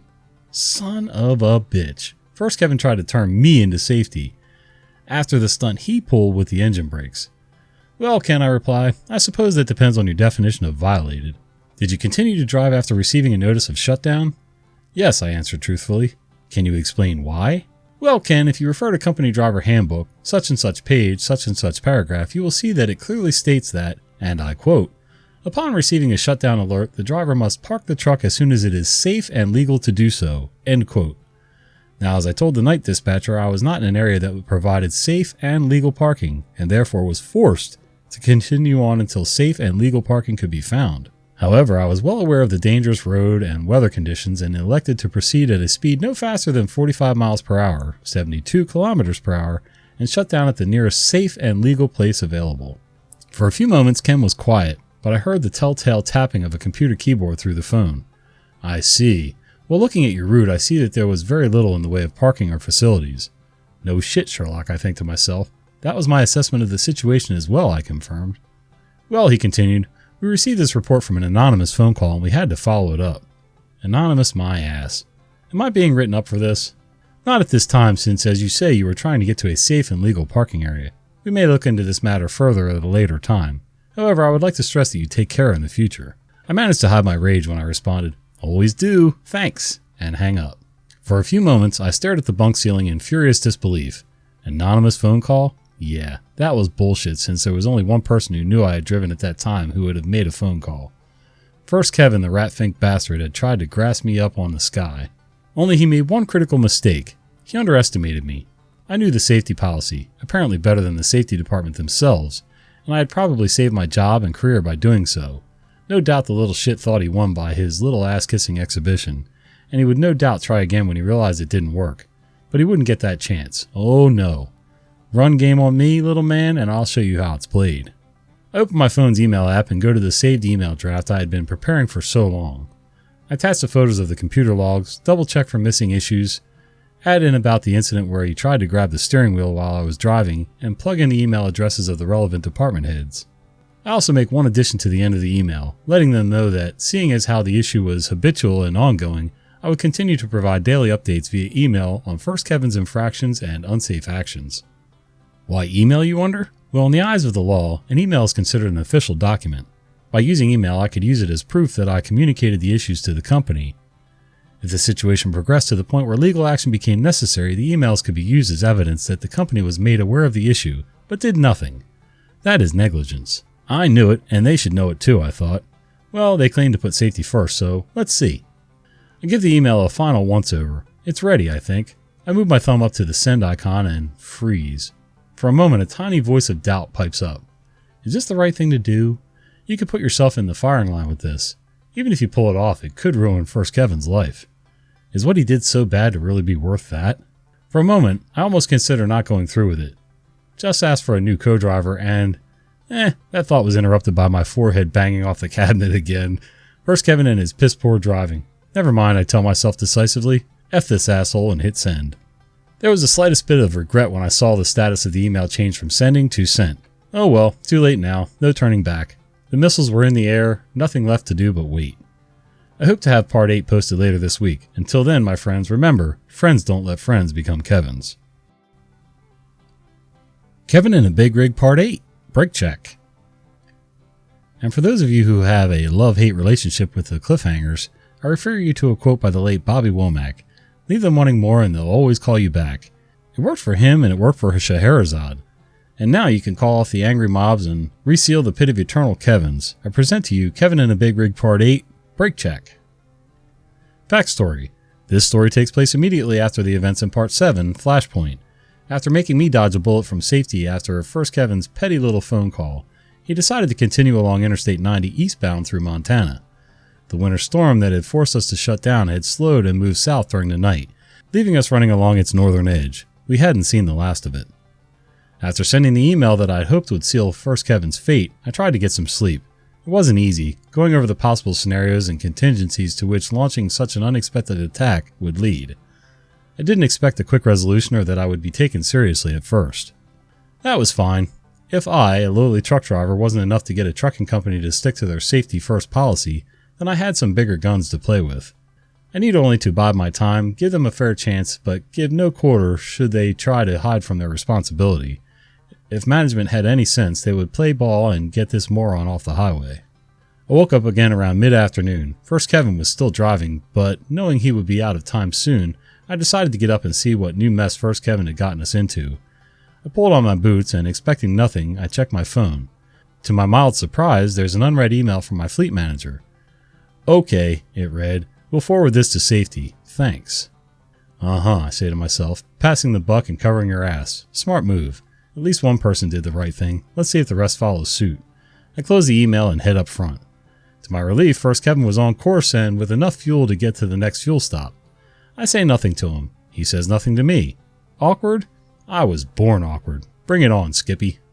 I take the truck computer, scrolling through the messages to see if anyone from the company had sent anything related to the email bombs I had dropped on half the company. Again, nothing. They were either ignoring me outright, which would be very bad for them in the long run, or I had unleashed a demon from the safety department who demanded a blood price for everyone letting First Kevin go that long. In any case, there wasn't much I could do until safety made their move or decided not to move. I set the computer down, lit a cigarette, and took out my phone again. I forwarded the nuclear email to my then girlfriend, telling her that if anything happened to me, she was to get this to a lawyer, press charges for negligence, gross misconduct, whatever, and sue this company into bankruptcy. I also BCC'd her to all future emails so she would have them as well. Dramatic? Maybe, but I wasn't going to let this get swept under the rug. Next, I checked the weather and see the storm had moved to the south. Although the weather was clearing, the temperature hovered barely above freezing during the day and dropping quickly at night. With the ice and snow from previous storms, this presented a dangerous situation. Ice would thaw during the day, allowing safe travel, but would refreeze into black ice after sunset, making driving unsafe. Icy roads meant more slowdowns and shutdowns from safety, making this trip even more torturous, nerve-wracking, and tempting to smother First Kevin in his sleep, bury him in a shallow grave, and claim he simply wandered off. Tempting, but after the email I had sent, it would look a little too suspicious. I watched Law & Order. First Kevin drove for about another hour before the computer alarm signals that his drive time is running low. Lucky for him, our next fuel stop is only a few miles away. We get to the truck stop and First Kevin, claiming his poor leg is hurting him, leaves me to handle the refueling while he goes inside. I top off the tanks, give the truck a quick once-over, and go inside myself for supplies to get me through a hard night of driving. As it turned out, that hard night only lasted about 3 hours as the frozen roads forced another shutdown, just as I predicted. This went on for about 2 more days, slow going due to safety-mandated slowdowns during the day and shutdowns coming at night when the roads froze over again. I barely said a word to him, but First Kevin, thinking he had subjugated me with his little anonymous phone call, regaled me with his tired old stories. Car wrecks, jailbird nephew, 21-day coma, how he was going to cut the engine brakes out of the truck. I began to sympathize with Bill Murray's character in Groundhog Day. Every day was simply a repeat of the last. Adding to the frustration was the lack of response to my email to safety. I was getting the feeling that they were actively ignoring me, but I stayed true to my word, sending them daily updates on First Kevin's actions. Most of the updates were simply repeats of previous issues, but one would think that if a peon was willing to take the time to do their job, they would at least send a thank you. By the end of the second day, I started planning to go even higher, wondering how I would go about sending a certified mail to the company CEO. Around early afternoon of the third day, we made it down the eastern slope of the Rockies through Bozeman, Montana. The roads were clear and dry and nothing from safety telling us to stop. I was driving at the time and couldn't help but feel relieved. Montana's a beautiful state, but in that instant, it was Hades. In my mind, I imagined William Shatner saying, "Warp speed, Mr. Sulu," and gunned the accelerator down the interstate, headed for Wyoming. I managed to get us as far as the port of entry in Sheridan, Wyoming before running out of drive time late that evening. I go inside, check in with the Wyoming DOT, and get a weather update. YDOT POE staff are awesome people. They tell me that the roads are clear between there and South Dakota. First good news in a while. I show them the paperwork they asked for, stop by the restroom, and head back to the truck.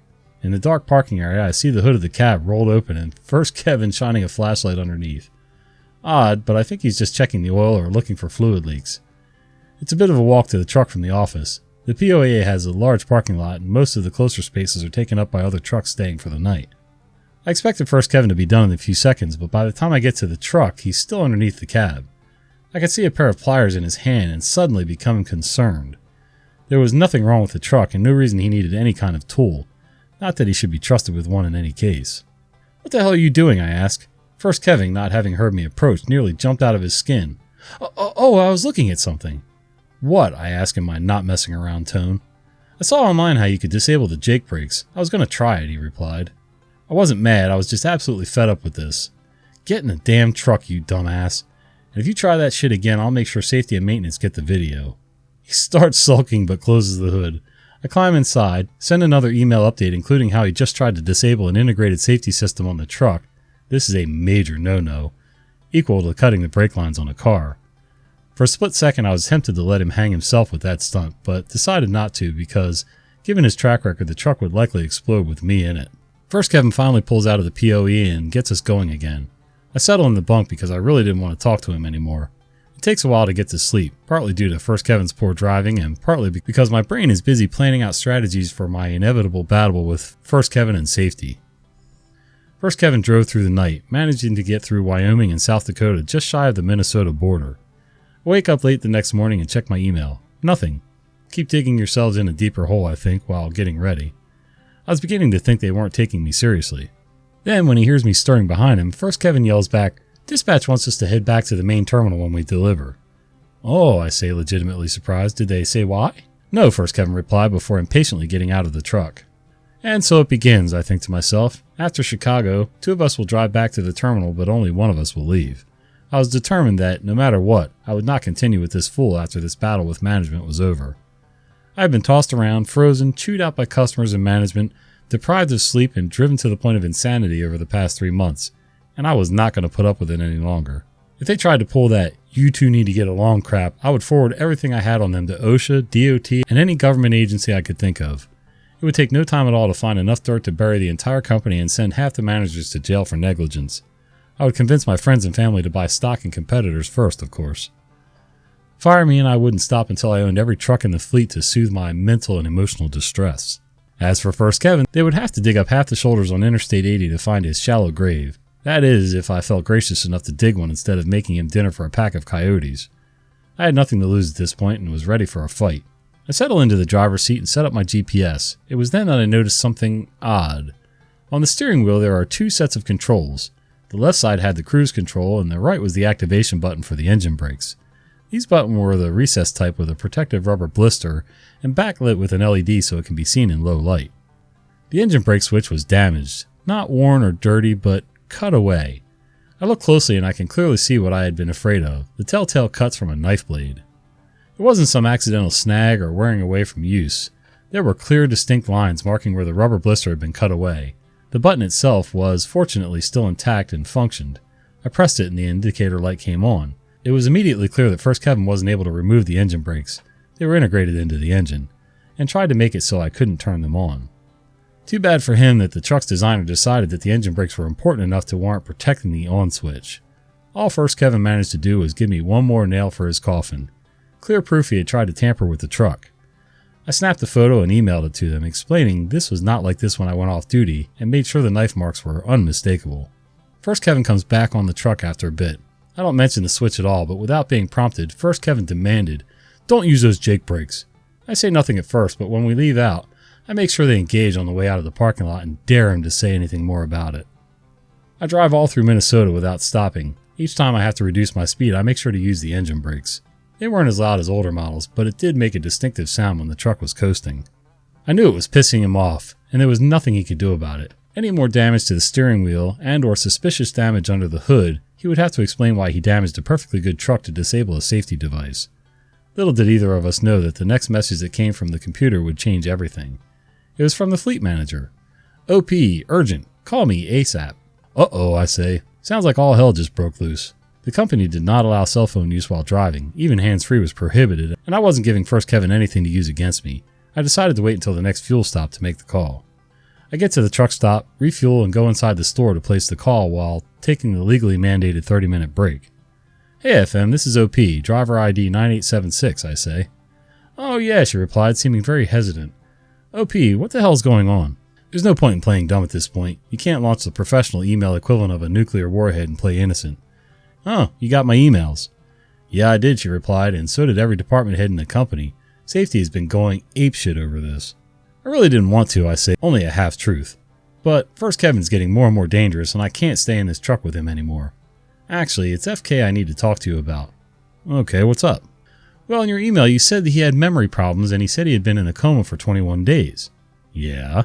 Are you sure he said 21 days? "It was 21 days, I reply, leaving no room for doubt in my tone.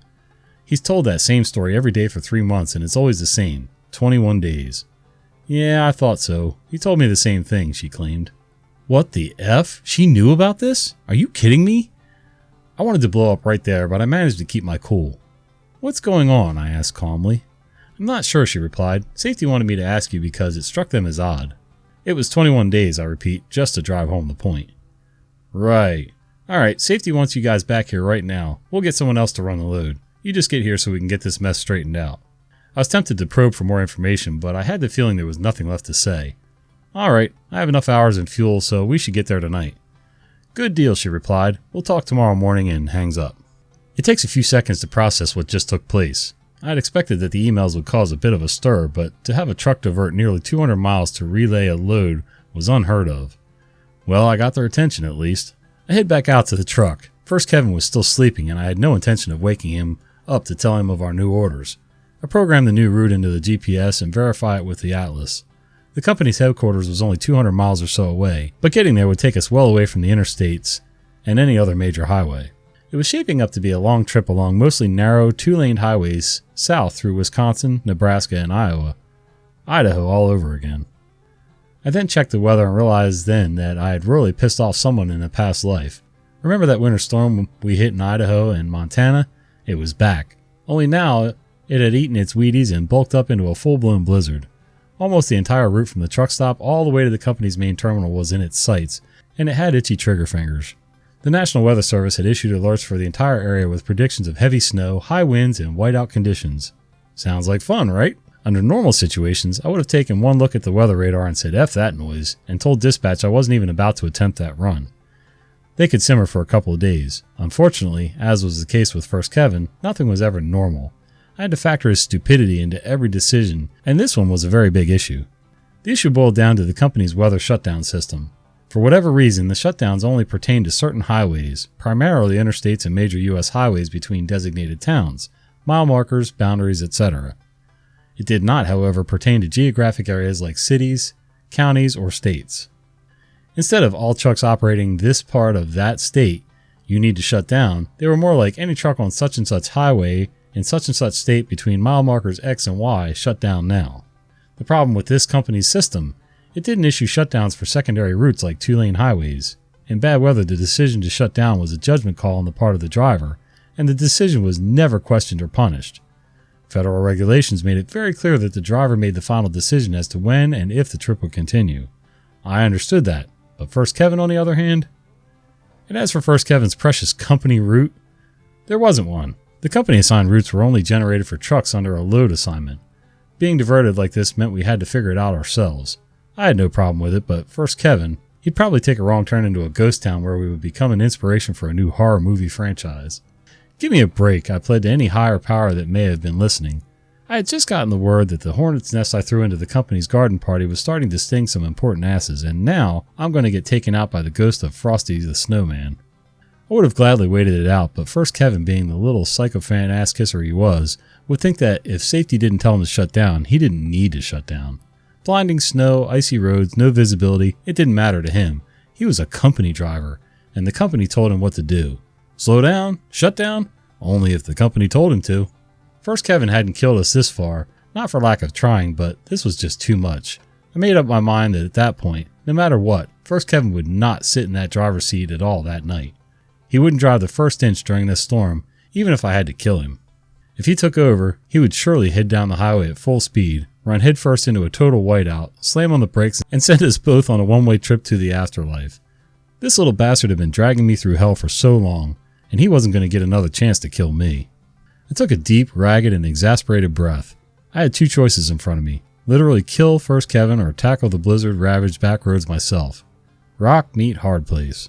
It's been nearly 7 years since that day. Looking at that phone screen with the route plunging into the storm's radar image, even now I often wonder if I made the right decision.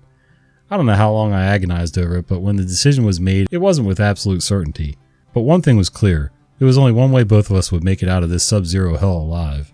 F you, First Kevin, I say to myself as I fasten my seatbelt, release the brakes, and roll out to meet the blizzard head on.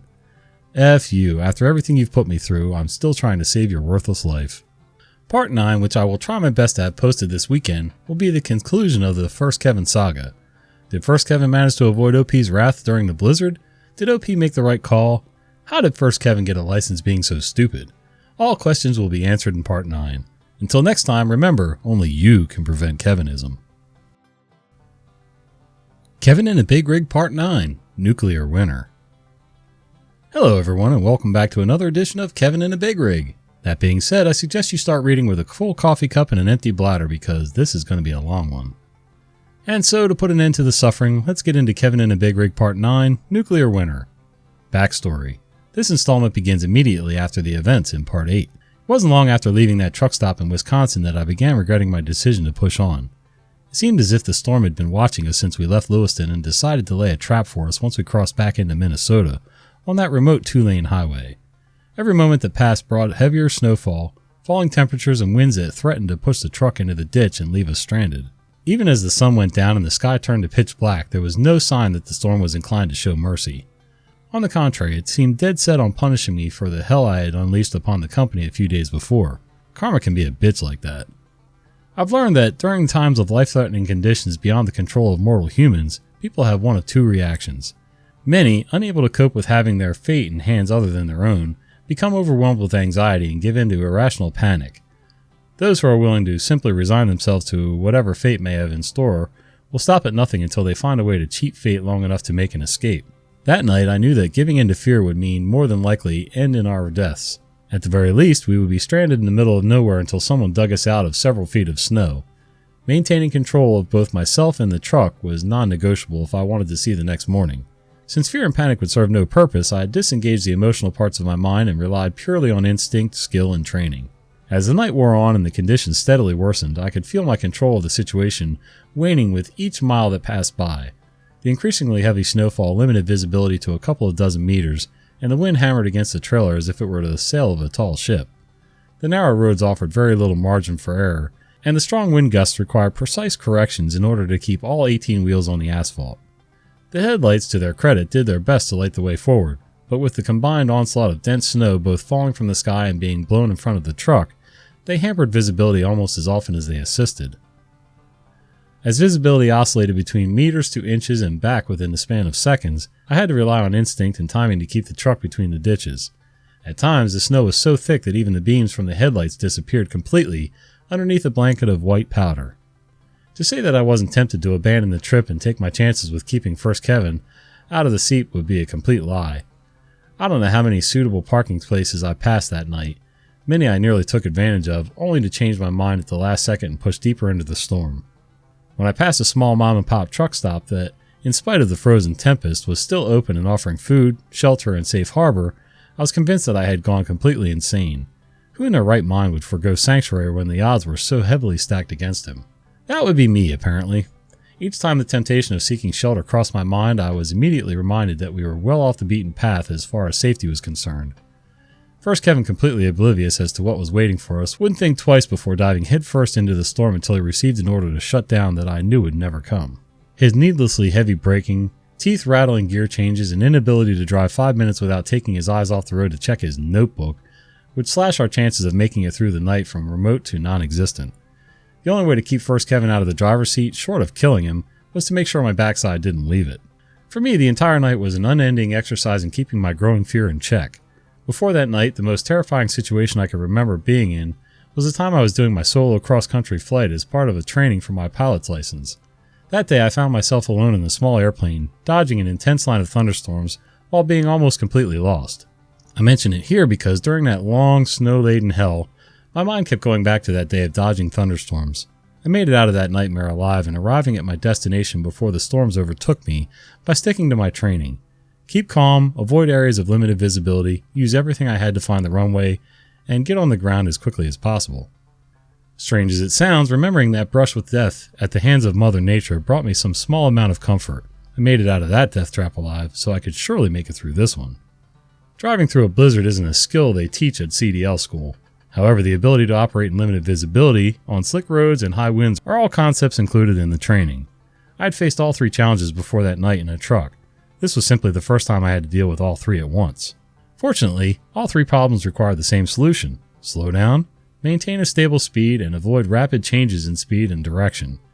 It was something that my instructor at the school as well as my trainer had emphasized heavily. Fortunately for me and StoriesKevin, I paid attention in class. I don't know exactly how long I pushed through that ice-covered nightmare. There were times when the truck felt as if it were about to give up and skid off the road only to oblige my corrections and keep going just a bit longer. Each time I came upon a bridge or overpass, my sphincter would tighten up so quick that it felt as though my butt cheeks were biting holes into the seat. Whenever the truck dropped into a small valley, the cross-current snowdrifts resulted in a few heart-stopping moments of complete blindness until the truck climbed out through the far side. With each passing moment, a new threat presented itself, and each time, I did my best to push through. Call it skill, luck, relentless stubbornness, or divine intervention. One guess would be as good as the other. Regardless, with less than 10 miles left until reaching the company's main terminal, the blizzard had finally begun to tire itself out. The snow continued to fall in heavy sheets, but the wind had abated to a more manageable level, and the visibility improved dramatically. As the remote countryside gave way to the outermost edges of the town, White and orange streetlights revealed what it resembled a post-apocalyptic cityscape. Every store, gas station, and restaurant was dark and empty, as if the entire town had been evacuated. When I finally pulled into that terminal parking lot, set the truck brakes, and put myself off duty, I didn't feel relieved or grateful. In fact, I don't remember feeling anything. I sat in the driver's seat for a good half hour, smoking a cigarette in an attempt to bring myself back from whatever trance I had fallen into. I watched the snow through the windshield while trying to come to grips with what had taken place over the past few hours. Winter had thrown everything it had at me, and despite even my own predictions, I made it out alive and in one piece. I didn't break out in tears, nor did I feel the need to shout in triumph. I was simply exhausted, mentally and physically. When the need to pee came upon me, I got out of the truck. Being late at night, all the offices and shops were closed, but the company maintained a 24-hour restroom and shower facility at the shop for drivers camped out at the terminal. However, at the moment I needed to make use of the facility, it was closed for cleaning. That is, there was a wet floor sign in the middle of the restroom, a chain across the door, and not a single living soul inside. The floor was covered with melted snow and dirt, much like that on the bottom of my boots. No harm in soiling what's already dirty, I think, so I go inside and relieve myself. On the way out, as luck would have it, the shop assistant who had been assigned to clean that particular restroom came back from whatever had interrupted his job. When he saw me, he apparently took my trespass on his workspace as a personal affront. "Hey," he said with a tone that would make any Karen jealous, "are you stupid? Can't you read the effing sign?" I, not missing a beat, reply, "Would you rather I stand at the door and piss on the floor, a-hole?"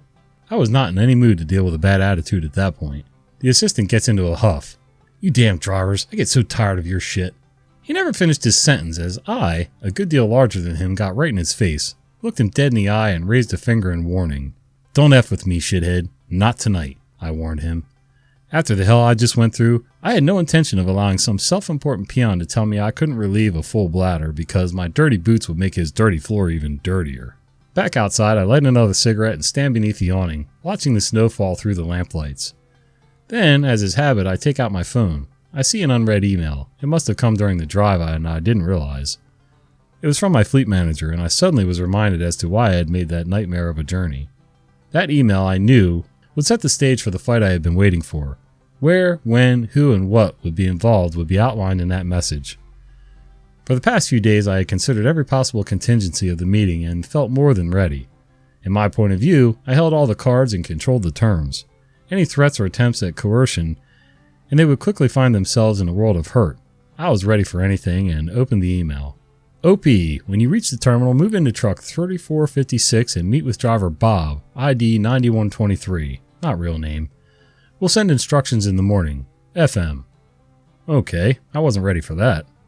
I wanted a new partner, true enough, but I had no idea they would move that quickly.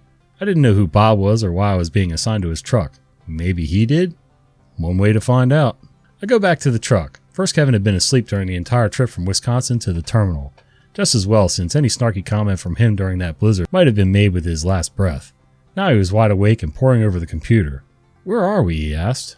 I go straight to the bunk and begin packing my gear. Main terminal. FM called me earlier and told me to get here right away. What's the deal? At this point, I could have let him in on what he might expect. However, I believe that finding oneself in a fair fight is a sign of poor tactics. I don't know, but I've been assigned to another truck.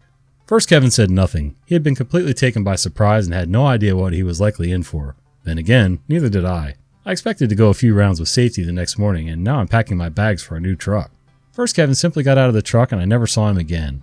I packed my belongings, left my key in the glove box, and left the truck for the last time. A few moments later, I'm knocking on the door of a new truck. "Are you Bob?" I asked the driver when he answers. "Yeah," he said, rubbing his eyes since I had just woke him up. "Are you OP?" "That's me," I reply, and climbed aboard. "Sorry to wake you up. We just got here." At first, this doesn't register with him. Then he realizes what I just told him. "Wait, you drove through that shit?" I take a deep breath. "Yeah, I wouldn't recommend it if you're curious." "You must be nuts," he said. "You have no idea. I guess we're partners now," I say. Bob screws his face at me. "No," he said, confused. "My partner's waiting for me in Pennsylvania. I was supposed to leave out yesterday afternoon, but FM called and told me to wait for you. I figured you'd know what the deal was." I give him the basic rundown of what happened with my now former co-driver, how I reported him to safety and now relayed back to the main terminal. "Damn, man," he replied. "Sounds like a rough gig." Understatement of the year, I think. The next morning the weather had broken. The sky was dull and threatened to bring more snow, but the wind had dulled to a gentle breeze. As soon as she was in the office, FM gave me a call. Hey, OP, she said, sounding a bit nervous. Where are you guys at? Sitting in the yard. Wait, she replied, sounding a little confused. You made it in last night? Sure did. What in God's name possessed you to drive through that storm? I take a deep breath. It would be best if I didn't elaborate on that point. She wanted to press for more information, but decided not to. Uh-huh. Did you meet up with Bob and move to his truck? Sure did. What's the deal? You and Bob are going to take a load to the terminal in Pennsylvania. His co-driver will meet him there. I'm going to have you pick up another truck and we'll go from there. Okay, I responded cautiously. I'm going to meet my new co-driver up there too? No, we haven't found you one yet. Just check in with me when you get there and we'll see what happens. No problem. We hang up and I fill Bob in on our new marching orders. The company's terminal in Pennsylvania was about a day and a half with 2 drivers. Fortunately, Bob had already picked up the load before the storm hit, so all we had to do was get rolling. Since the truck was permanently assigned to Bob and he had just finished his stint with his trainer, I offer him the first shift so he can get used to the truck. As we head out, I got to see the full impact from the previous night's storm. About 24 inches of snow had fallen in just under 12 hours. Every 5 minutes we saw cars spun out and abandoned, in ditches and center medians. At nearly every overpass we came upon, there was at least one vehicle that had lost control and collided with the barrier. There were even semis jackknifed and abandoned where they had hit deadly patches of black ice. Severe winter weather was common in this part of the country, and even the local residents didn't fare well. When I saw the carnage from the very storm I traversed, I realized just how much danger I had been in, and how lucky we had been that First Kevin had not been the one driving. Holy shit, Bob said after we passed a semi that had left the road and was now laying on its side. You drove through this? I take a deep breath. Yep. For being an inexperienced driver, Bob knew his stuff. For the first time since I finished my time with my trainer, I was riding with someone who actually knew what the hell they were doing. I had known Bob for only a few hours, but I felt more comfortable with him at the wheel than I ever did with First Kevin, and I told him as much. We top off the tanks at the first fuel stop. I grab a bite of breakfast and head back to the bunk to rest up for my night shift. The rest of the trip to Pennsylvania, I'm happy to say, was uneventful. When Bob and I arrived at the Pennsylvania terminal, we say our goodbyes and I go sign out my new truck. I move aboard, store my belongings, and log into the computer before sending a message to FM that I'm ready to go. An hour later, she sends me a load. Pick up the next morning from a nearby shipper with delivery in Missouri. She says to expect a diversion back to the main terminal along the way, but she'll let me know for sure before the time comes. I confirm the instructions and set the computer aside. For a long time, I sat in the driver's seat and looked around the truck. I was all alone. First Kevin was 1,000 miles away, and for the time being at least, I had won a battle with management before it had even started. And then, for a reason I can't fully explain, I started to laugh. Whether it was out of relief or simply submitting to the absurdity of the situation, it felt as though a huge burden had been lifted off my shoulders, and things were beginning to look up. I ended up taking the load all the way to Missouri alone. In fact, I worked solo for the next 2 weeks, and all I can say is that it was heaven. I felt in complete control, never had to worry about waking up on the shoulder of a highway, not getting an hour of sleep before being drug out of bed to help First Kevin out of another jam, and no more having my head bounced off a cabinet because of a hard brake check. It was what I had hoped trucking would be, and I was enjoying every minute of it. After a few days into my solo period, I get a surprise phone call from the last person I ever expected to hear from. First Kevin was reaching out. Hey man, First Kevin said, sounding less confrontational, and unless I was mistaken, anxiety. What are you up to? On my way to Texas, running solo. Cool, I need a favor. Okay. Can you call safety and tell them I said I'd been in a coma for 21 hours? What? I say shocked. You told me 21 days, countless times. Look man, this is important. He then goes into a long sob story. According to him, he and his wife went through a nasty divorce. His wife had been granted full custody of their 2 kids. He also said that he had been to court and the judge ordered him to come back in a year with gainful employment or he would be sent to jail. I assumed that it pertained to spousal or child support, though I don't know for certain. He signed on with the company because they were the only place that would hire him. Well, I reply, doesn't sound like something I can help with, but if safety calls, I'll see what I can do. Poor bastard had no idea who put him in that position. I hung up and never heard from him again. I went about having the time of my life. Not only was I having the time of my life, the fact that I didn't have to waste so much time correcting First Kevin's mistakes meant that I was able to make my pickups and deliveries on time, stay on course, and complete my loads without a single issue.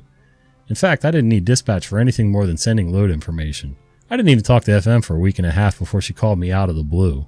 Hey OP, she said, sounding a little curious. How's everything going? Hey FM, everything's going fine, what's up? Oh, nothing, she replied, relieved and now sounding rather chipper. I haven't heard from you in a while. Well, I say, trying to make it clear I was joking. No offense, but I haven't needed to call you. That's good to hear. When you and First Kevin were together, he was calling me about once a day needing directions, getting lost. Well, I'm not First Kevin. No, you're not. Anyway, I'm going to work on getting you home for a few days. I found you a co-driver. I'm going to have you pick him up when you come back to work. He doesn't live too far from you. I'll admit I was disappointed by this news. I was thoroughly enjoying being on my own, but I also knew that solo assignments didn't last long. The company relied on expedited freight. Loads with tight deadlines that required 2 drivers to make on-time delivery. Running solo was only allowed as a short-term measure to allow trucks to keep working until a second driver could be found.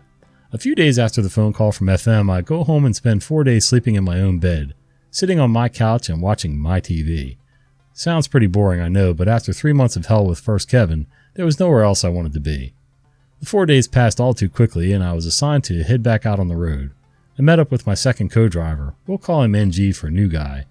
Like Bob, NG had just completed his month with a trainer and was ready to be a co-driver. While less experienced, was still a competent enough driver. There's not much more I can say about NG. He and I were only partners for a couple of months before he decided to leave for a better job. He wasn't under the same contract as me, and I didn't blame him for leaving, so we parted on good terms. By now you're probably wondering, what happened to First Kevin? When did you and Safety have the battle royale? How much damage did the nuclear email actually do? Truth is, I was asking myself those very same questions for the 2.5 months between the last time I saw First Kevin and the time NG went on to greener pastures. I decided not to pry, thinking my little nuclear attack probably painted a target on my back, and discretion was the better part of valor. After all, I got what I wanted. First Kevin was long gone as far as I was concerned, and no matter what he did, he was someone else's problem. Was I curious? Sure, just not enough to stretch my neck to find out. When NG left, I found myself back in the same position I had been in before. No suitable co-driver was available. By this time, the company had begun to crack down on solo drivers, and I was routed back to the main terminal until something could be figured out. The day I arrived back at the main terminal, I meet with FM to go over my options. Before that, however, she pulls me into another office with the safety director. When I see the name plaque on the door, a cold chill ran up my spine. It wasn't the battle I had been waiting for. In fact, the reason they wanted to meet me had nothing to do with the nuclear email. They offered me a promotion to lead driver. At first, I wasn't sure that I wanted to deal with more idiot drivers after barely surviving First Kevin, but the only other option was to bounce from truck to truck until a permanent co-driver could be found. A prospect I found equally uncomfortable. I asked for a little time to think about it, and they obliged. I gave my old trainer a call to get his advice. My trainer and I stayed in touch to this day and became good friends. He suggested I go for it since I would be the boss and could, within reason, boot a bad student off the truck if he proved too dangerous. I hadn't considered that and ultimately decided to take the job.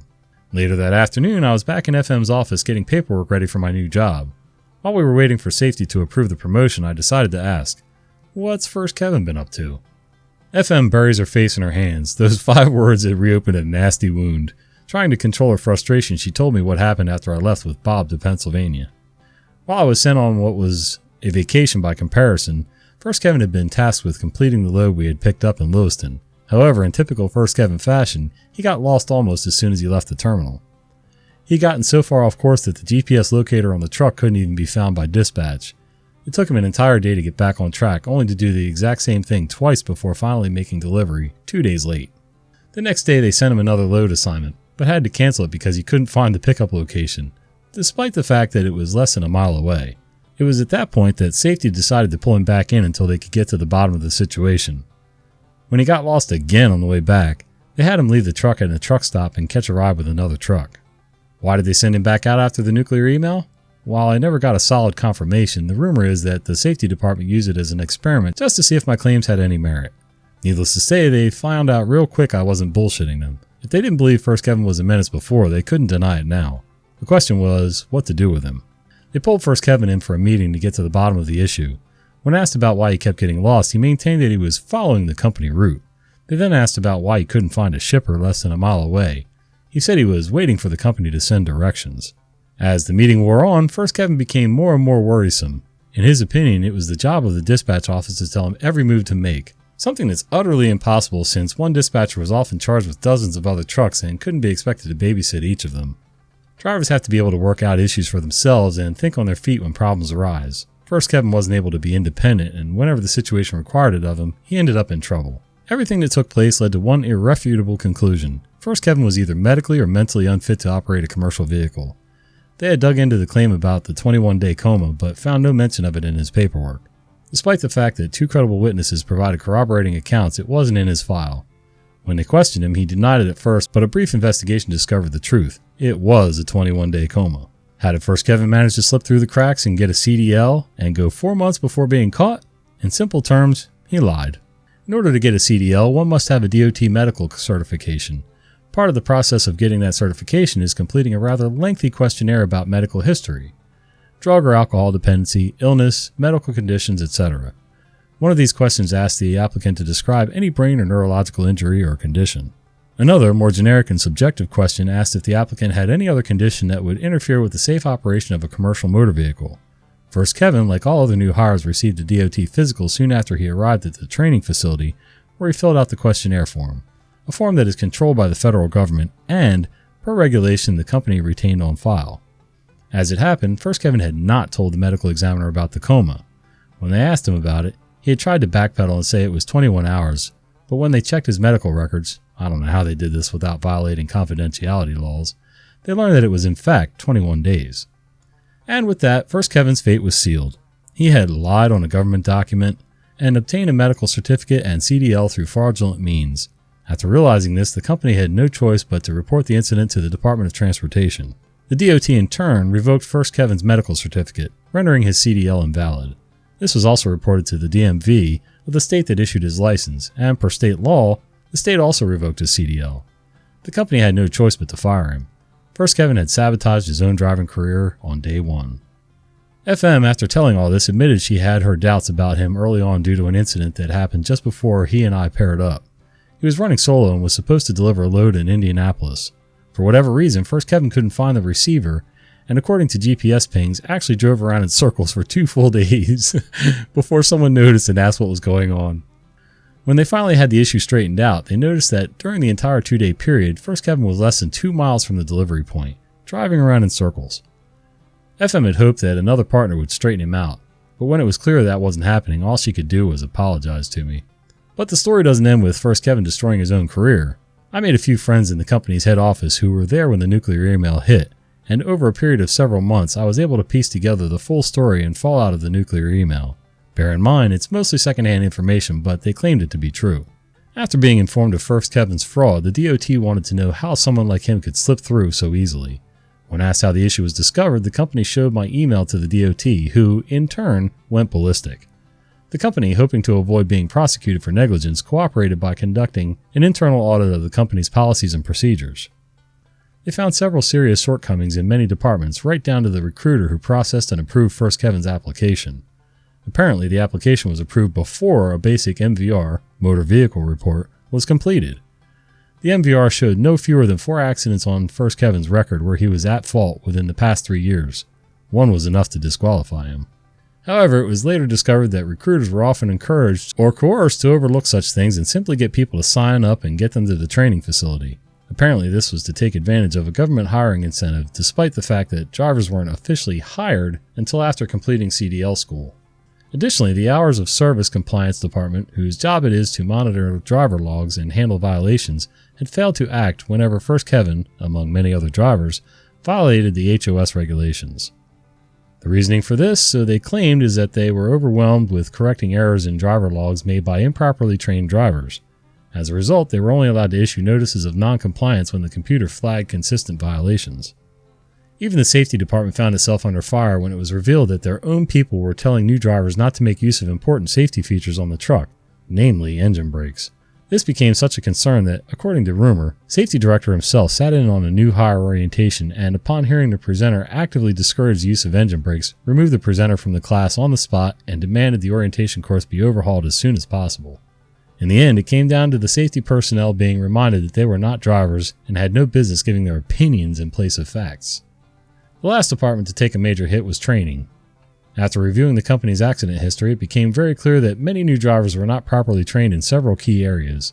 In order to shorten their time at the training facility, the company preferred to teach students the bare minimum to pass a CDL test and rely on lead drivers to fill in the gaps.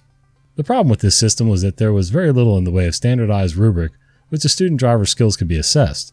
Essentially, lead drivers were left to their own devices when training students. Whether or not the student passed or failed was, for the most part, dependent on the lead driver's subjective assessment. There were other issues that were uncovered during the audit that were quite technical, but suffice to say the company had a lot of problems that needed to be fixed and quick. Despite this, the DOT agreed to withhold prosecution under the condition that the problems were to be fixed within a set period of time. I heard rumors that a few people were fired due to negligence, but I have no way of confirming that. I can only assume that things improved because the company is still in operation to this day. As for me, I finished out my 8-month contract as lead driver. When the contract was fulfilled, I leased a truck under the company's independent contractor program in order to make more money. That was the idea, at least. I did that for several months before growing tired of their mismanagement and left to work for another company. I drove long haul for another year before deciding to move on to sectors that allowed me to have more of a life outside of a truck cab. Today, I'm fortunate to work for a fantastic outfit that really appreciates its employees and allows me to be home every night and on weekends. As for the ultimate fate of First Kevin, I can't say with any real certainty. Despite everything, I don't hate him. I hope he was able to get the help he needed and turn his life around. If so, then at least some good would have come of everything that happened.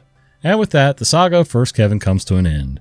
For those of you that have followed this story since the beginning, I honestly hope that you don't find this ending a disappointment and worth the time and torturous cliffhangers I have, albeit reluctantly, have subjected you to. On a serious note, while I used humor to lighten the tone of previous episodes, I would be remiss if I did not remind you that these stories are all true, and the 3-month period in which the bulk of this story takes place was anything but humorous.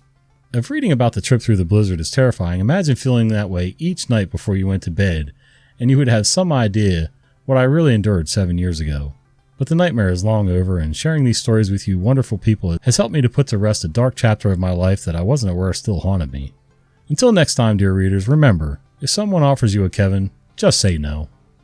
Holy cow, would you believe I just read that all the way through, almost with no breaks? I want to give a special thank you to Strong Bad Jr. for supplying this story, and for Rob over at KCC, Karma Comment Chameleon. If you would, go check out his channel. He's got lots of great stories, including this one. I'm not the original to read this, but I like the story so much I figured, man, I just had to read this. I hope you enjoyed this long story, and if you made it this far, would you click that like button and maybe subscribe to the channel? Till next time, guys. See ya.